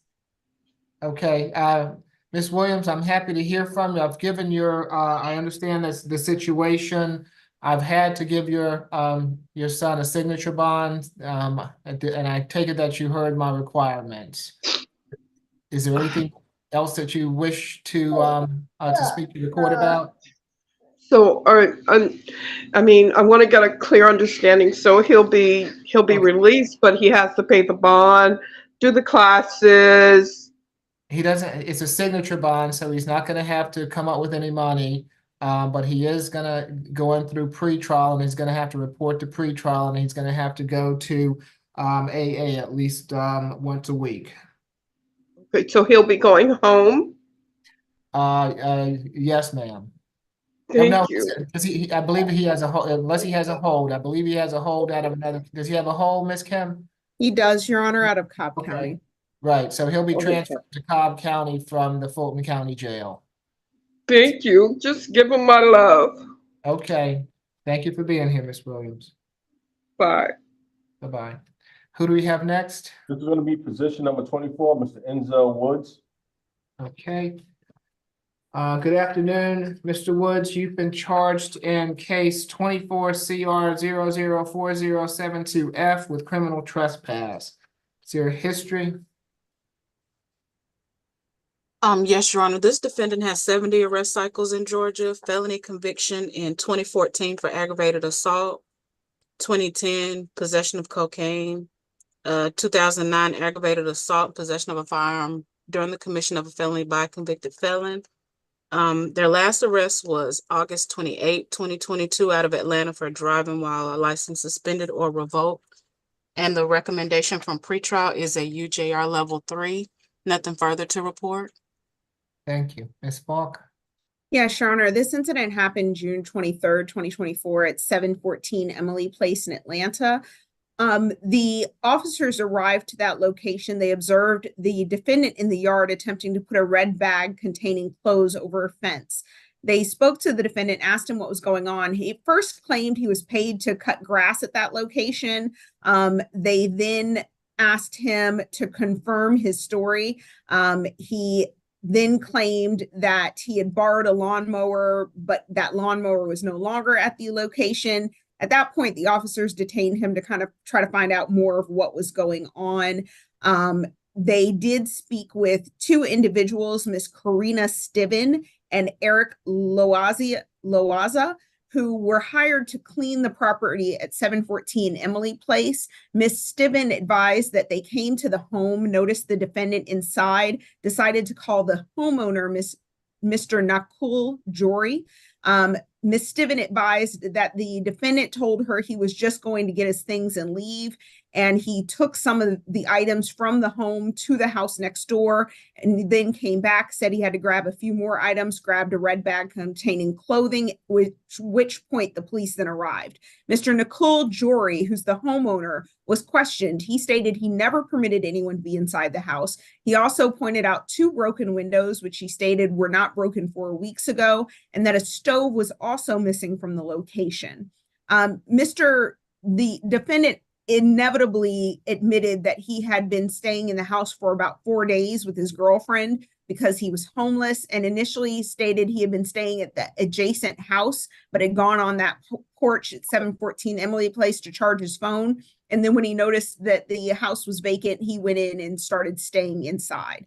The defendant has, as you've heard, 71 cycles now, which there is a 2013 aggravated assault, possession of firearm by convicted felon, possession of firearm during commission of a felony, as well as the 2020 simple assault. Those are his most recent convictions. We are asking for a $2,500 surety bond. No further contact with Mr. Nakul Jory. Stay away from the address located at 714 Emily Place in Atlanta, as well as no alcohol, drugs, or weapons. We did have a chance to speak to Mr. Jory. He stated he does not know the defendant and had been away from his property for approximately 4 weeks when this event happened. He did confirm the events in the warrant, stated that the defendant had been squatting in the empty property next door, and did ask for a stay away and no further contact. And he did request restitution, but we do understand that that will not be addressed until closer to the time of any kind of sentencing or hearing.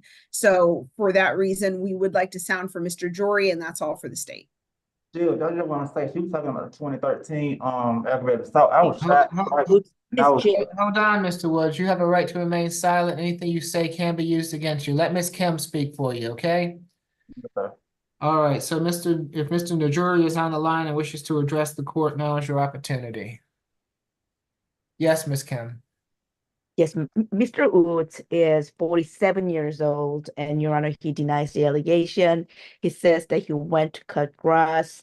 We would like to request for signature on bond, pretrial level 3. He is gainfully employed at hospice as a patient care. He has been doing it for the last 4 years. And also he does cutting grass as an odd job, side hustles to make extra incomes. He's a proud father of 4 children, and he graduated from high school. And we would like to request for signature on bond through pretrial level 3. Thanks. Okay, it'll be a $5,000 signature bond through pretrial level 3. No further contact with Mr. Najori. Stay away from the Emily Place address. No drugs, alcohol, weapons while out on bond. Thank you. Good luck to you, Mr. Woods. Next is gonna be position number 25, Mr. York.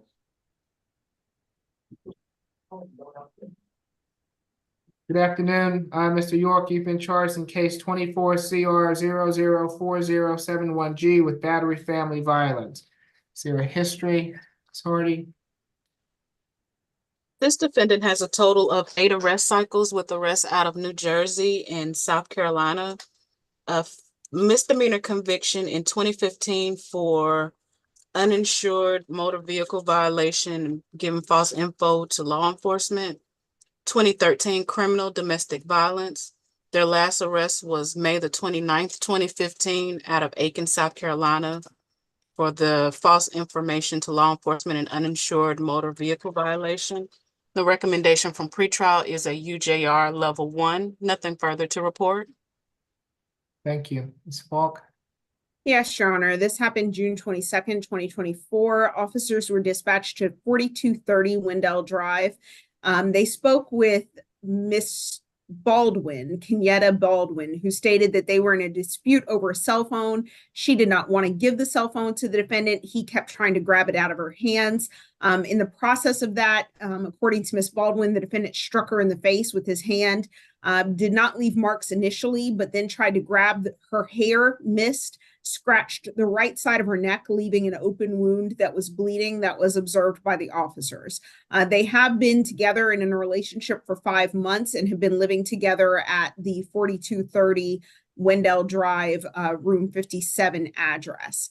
We are asking, as you've heard, this defendant has a 2013 conviction out of Aiken, South Carolina for first-degree criminal domestic violence, 2 cycles in New Jersey, one of which was simple assault in 2007, which was dismissed, a 2008 conviction for use or threat of to use force.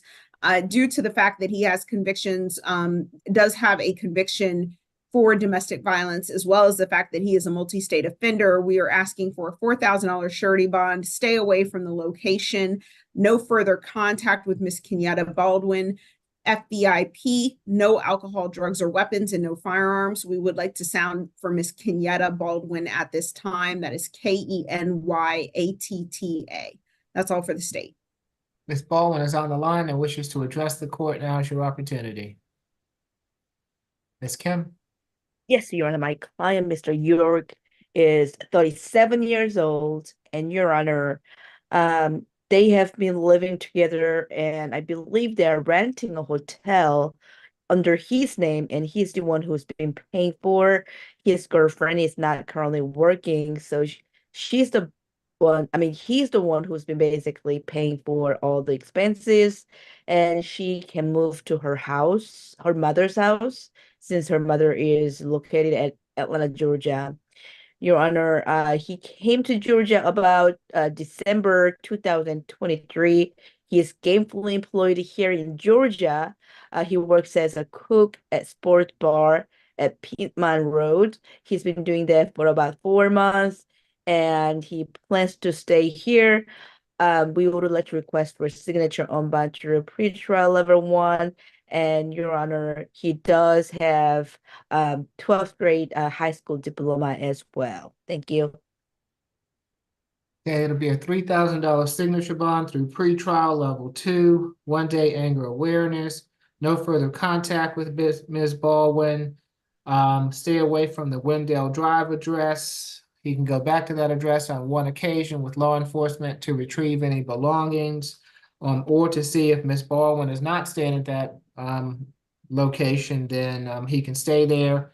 No drugs, alcohol, weapons while out on bond. Good luck to you, Mr. York. Your Honor, I have a few announcements. Okay. Position number 15. I see that he's on the calendar. I thought he was supposed to go to PAD. Do we have any reason why he's on the calendar? Hassan Lowe is going to PAD, just to let the court know he is actually going. The reason why he's on the calendar is because he was assigned a CR number, unlike the other PAD referrals, which had not been given a CR number because we had not accused the cases. This case was accused on Saturday and it was a medical reset. All right. Thank you, Ms. Okay. Not a problem. We have one reset. He's at Grady, position number 10. Okay. And It'll also be set until 6:25. And just to let the court know, this is his second reset. He was reset on Saturday as well. Okay. And Your Honor, we also have 3 waivers. We've got a position number 1 is a waiver, position number 2 is a waiver, and position 23 is a waiver.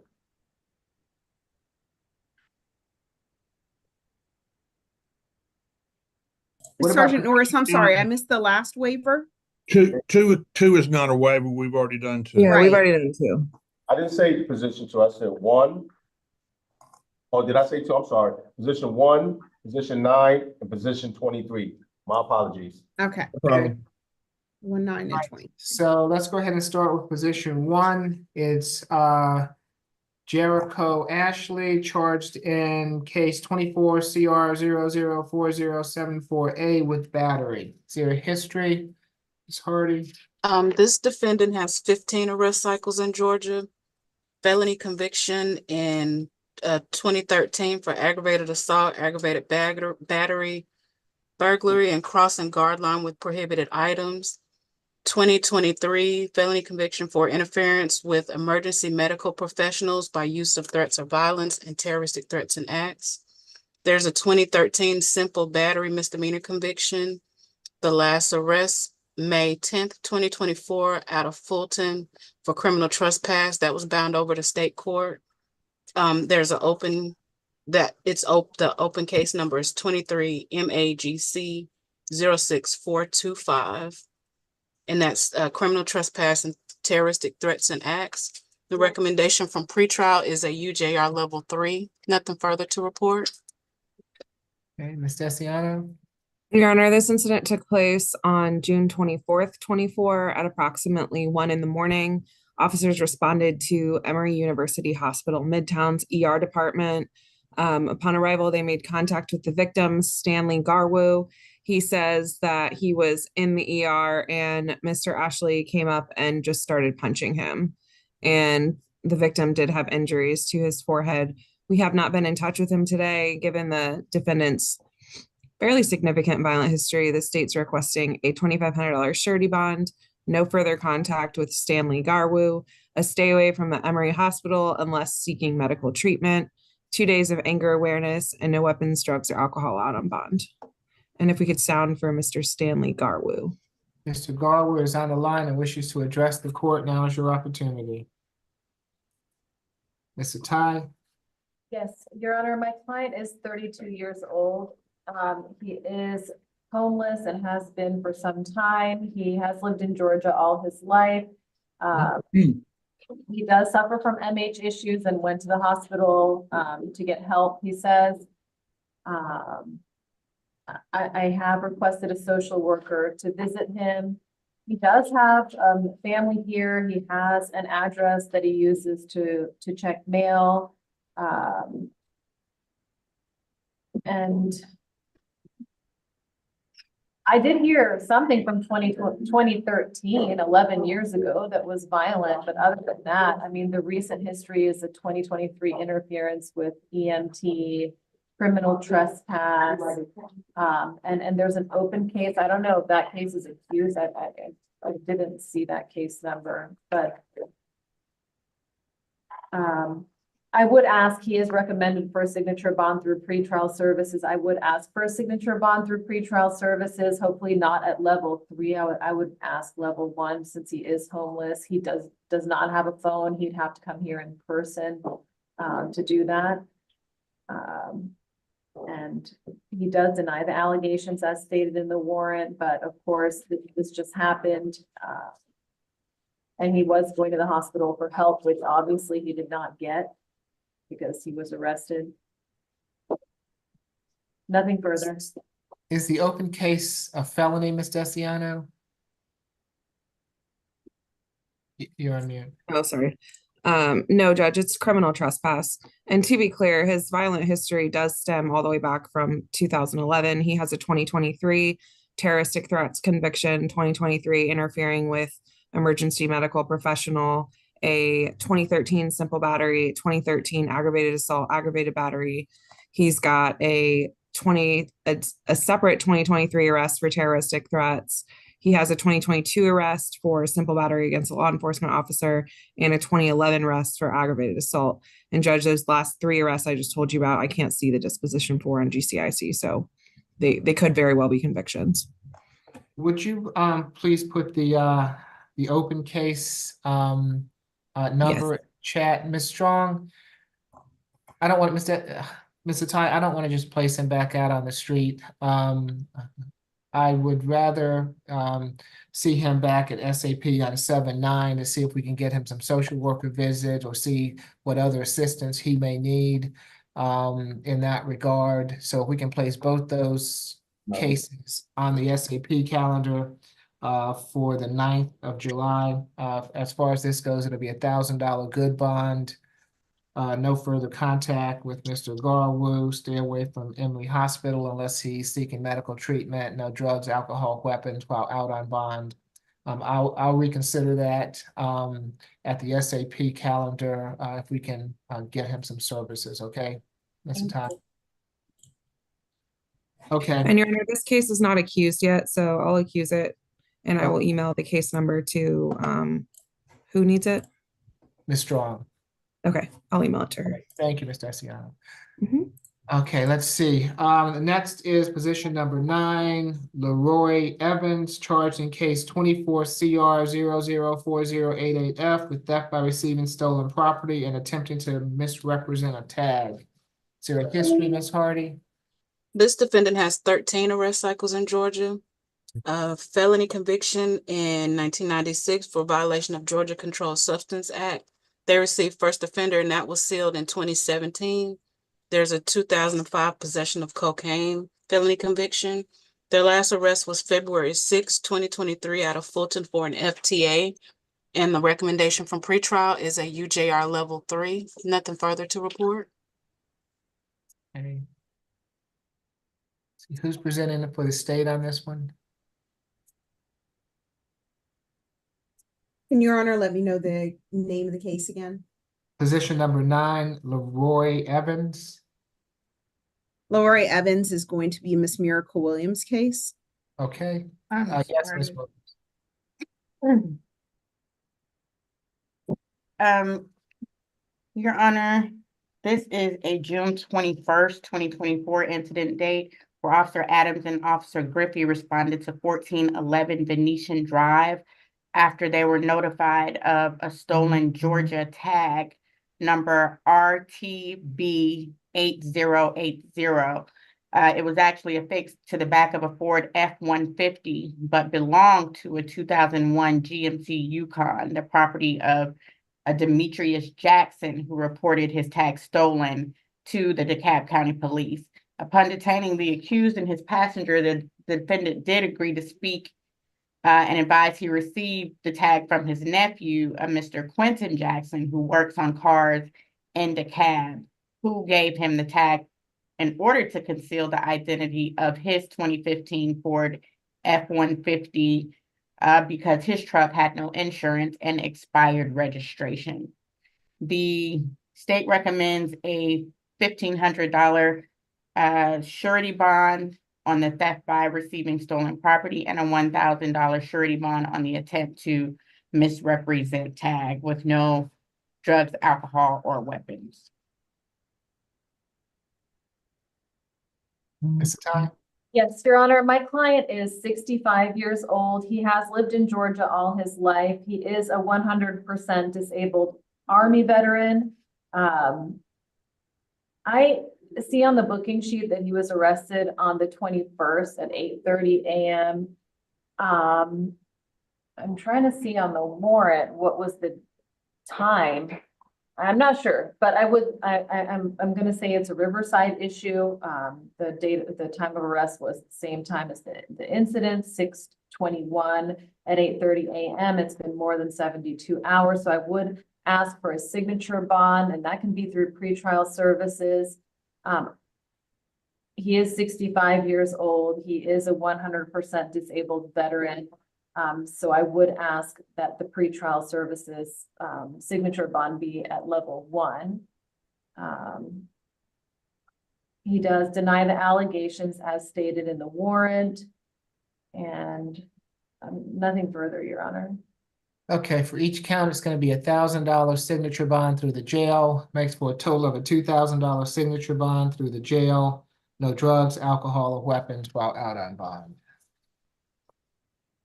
The last case is position number 23, Willie Williams, case 24CR004084B. Mr. Williams is charged with battery, cruelty to children in the third 2 counts, and hindering a person making an emergency telephone call. Is there a history, Ms. Hardy? This defendant has 3 arrest cycles in Georgia. There's a felony conviction in 2008 for burglary. Their last arrest was September the 16th, 2023 out of Fulton for obstruction of law enforcement officer, drugs not in original container, and possession of a firearm by a convicted felon. That case was dismissed. The recommendation from pretrial is a UJR level 1. Nothing further to report. Ms. Falk?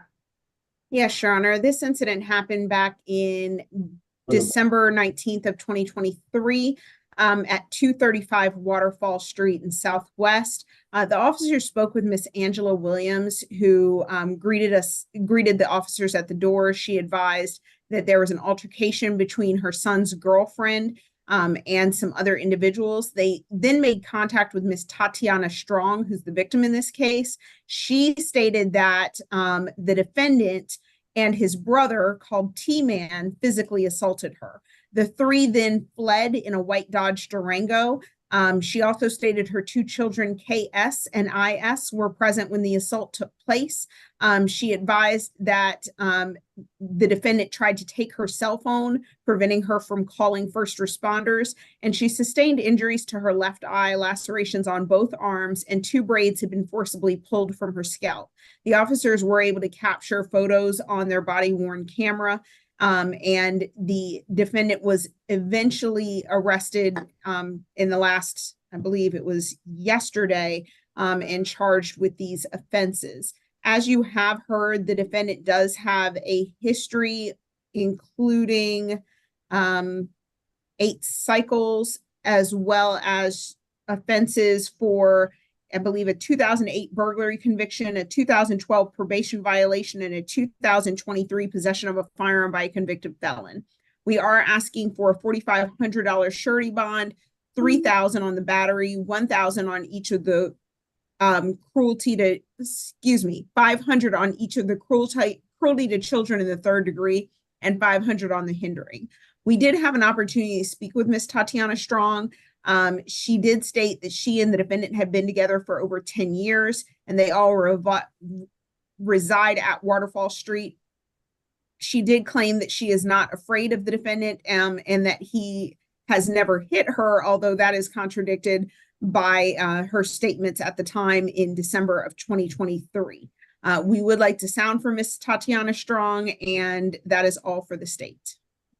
If Ms. Tatiana Strong is on the line and wishes to address the court, now is your opportunity to do so. Hey, hey, how you doing, Judge? I'm fine, Ms. Strong. Can you raise your right hand for me, please? Can I you see? think it's the other one. My bad. Can you see me? Yes, I can see you, ma'am. Do you swear or affirm the testimony you're about to give before this court be the truth, the whole truth, and nothing but the truth? Yes, sir. Okay, you can place your hand down. Thank you, Ms. Strong. What would you like to tell the court? Yes, I am not in fear. I was in the wrong in this situation. The fight was not between Mr. William and I. It was between Mr. William and his mother. His mother is schizophrenic and she has bipolar, and it was just a lot with her living in the house with us for a whole year. And you know, they have outbursts, and it was just a lot going on. But none of us was in harm for Mr. Williams. We was in harm for his mother. And she's no longer in the household with you? Mr. Williams said that, you know, me and her could no longer live in the household together. And it's just me and the kids now. Just me and our two kids. Okay, so he doesn't live at the Waterfall address with you? Yes, yes. He This does- is his home. He owns this home. Okay, so y'all are living together at the Waterfall address. Is that what Yes, you're sir. telling? And have you been together? This allegedly happened back in December of last year. Have you all been together since December of last year? Yes, we've always been together. Like that's my partner. Like Okay, we've never had any problems before his mom came. We had no problems. okay. And you haven't had any problems since this time? No, sir. Do you Why want did it? Oh. You want it back in the household? Yes, me and the kids. Like Okay. I keep telling them they can't get in the camera. They sitting right here next to me. Oh, okay. All right. Anything else, Miss Strong? I just want to apologize for the situation. I did jazz it up a little bit because Mr. Williams did not do anything to me. It was me and his mom, and I felt like since he was the man of the house, he was supposed to make sure certain things didn't happen. But I understand it's kind of hard to deal with someone with a mental illness. And at the time, I was more in my emotions than I were thinking about the actions that I am causing with the report that I am making. Okay. All right. Thank you for being here, Ms. Strong. Yes, sir. Ms. Atai?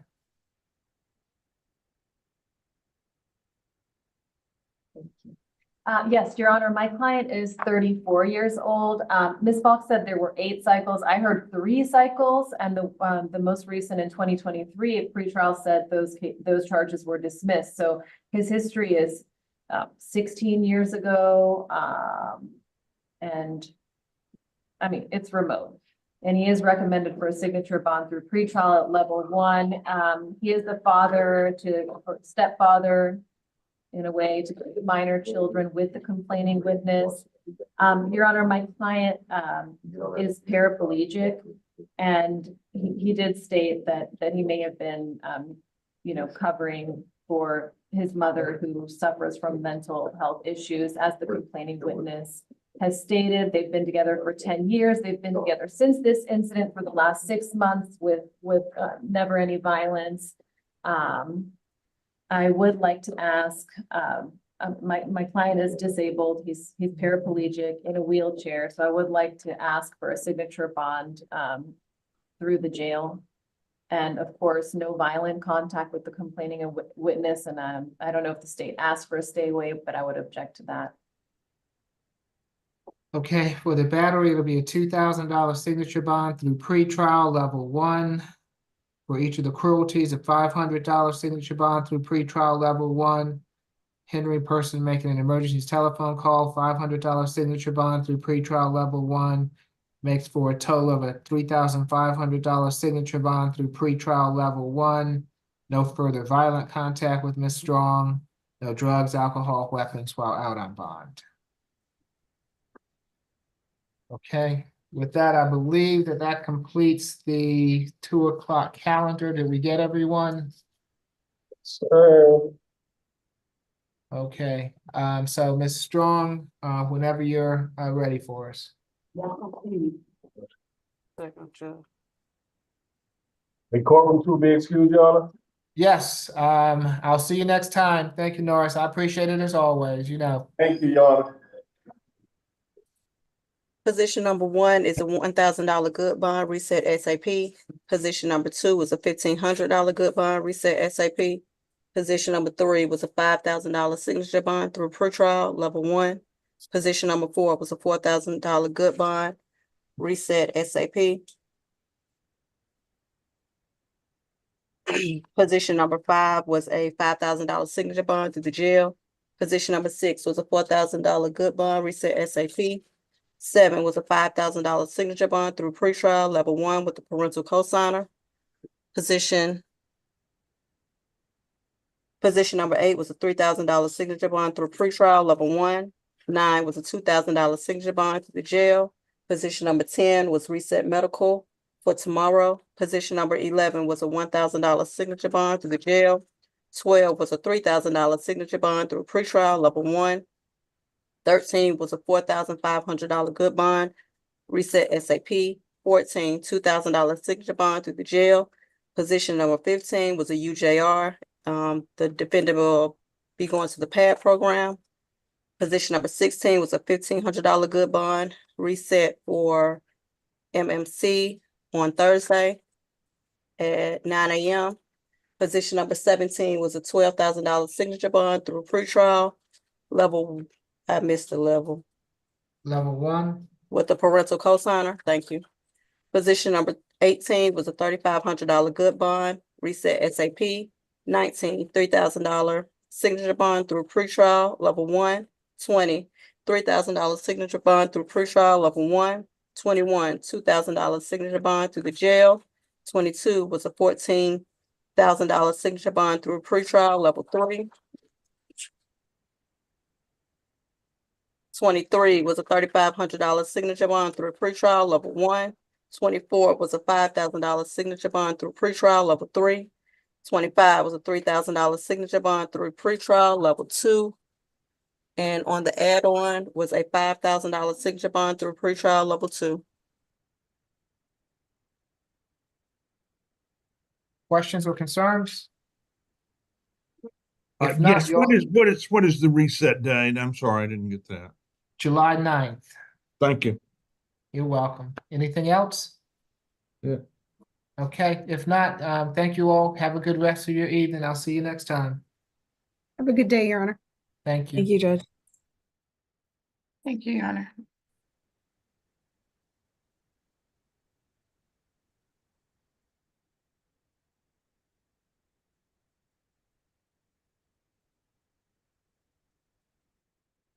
Mhm.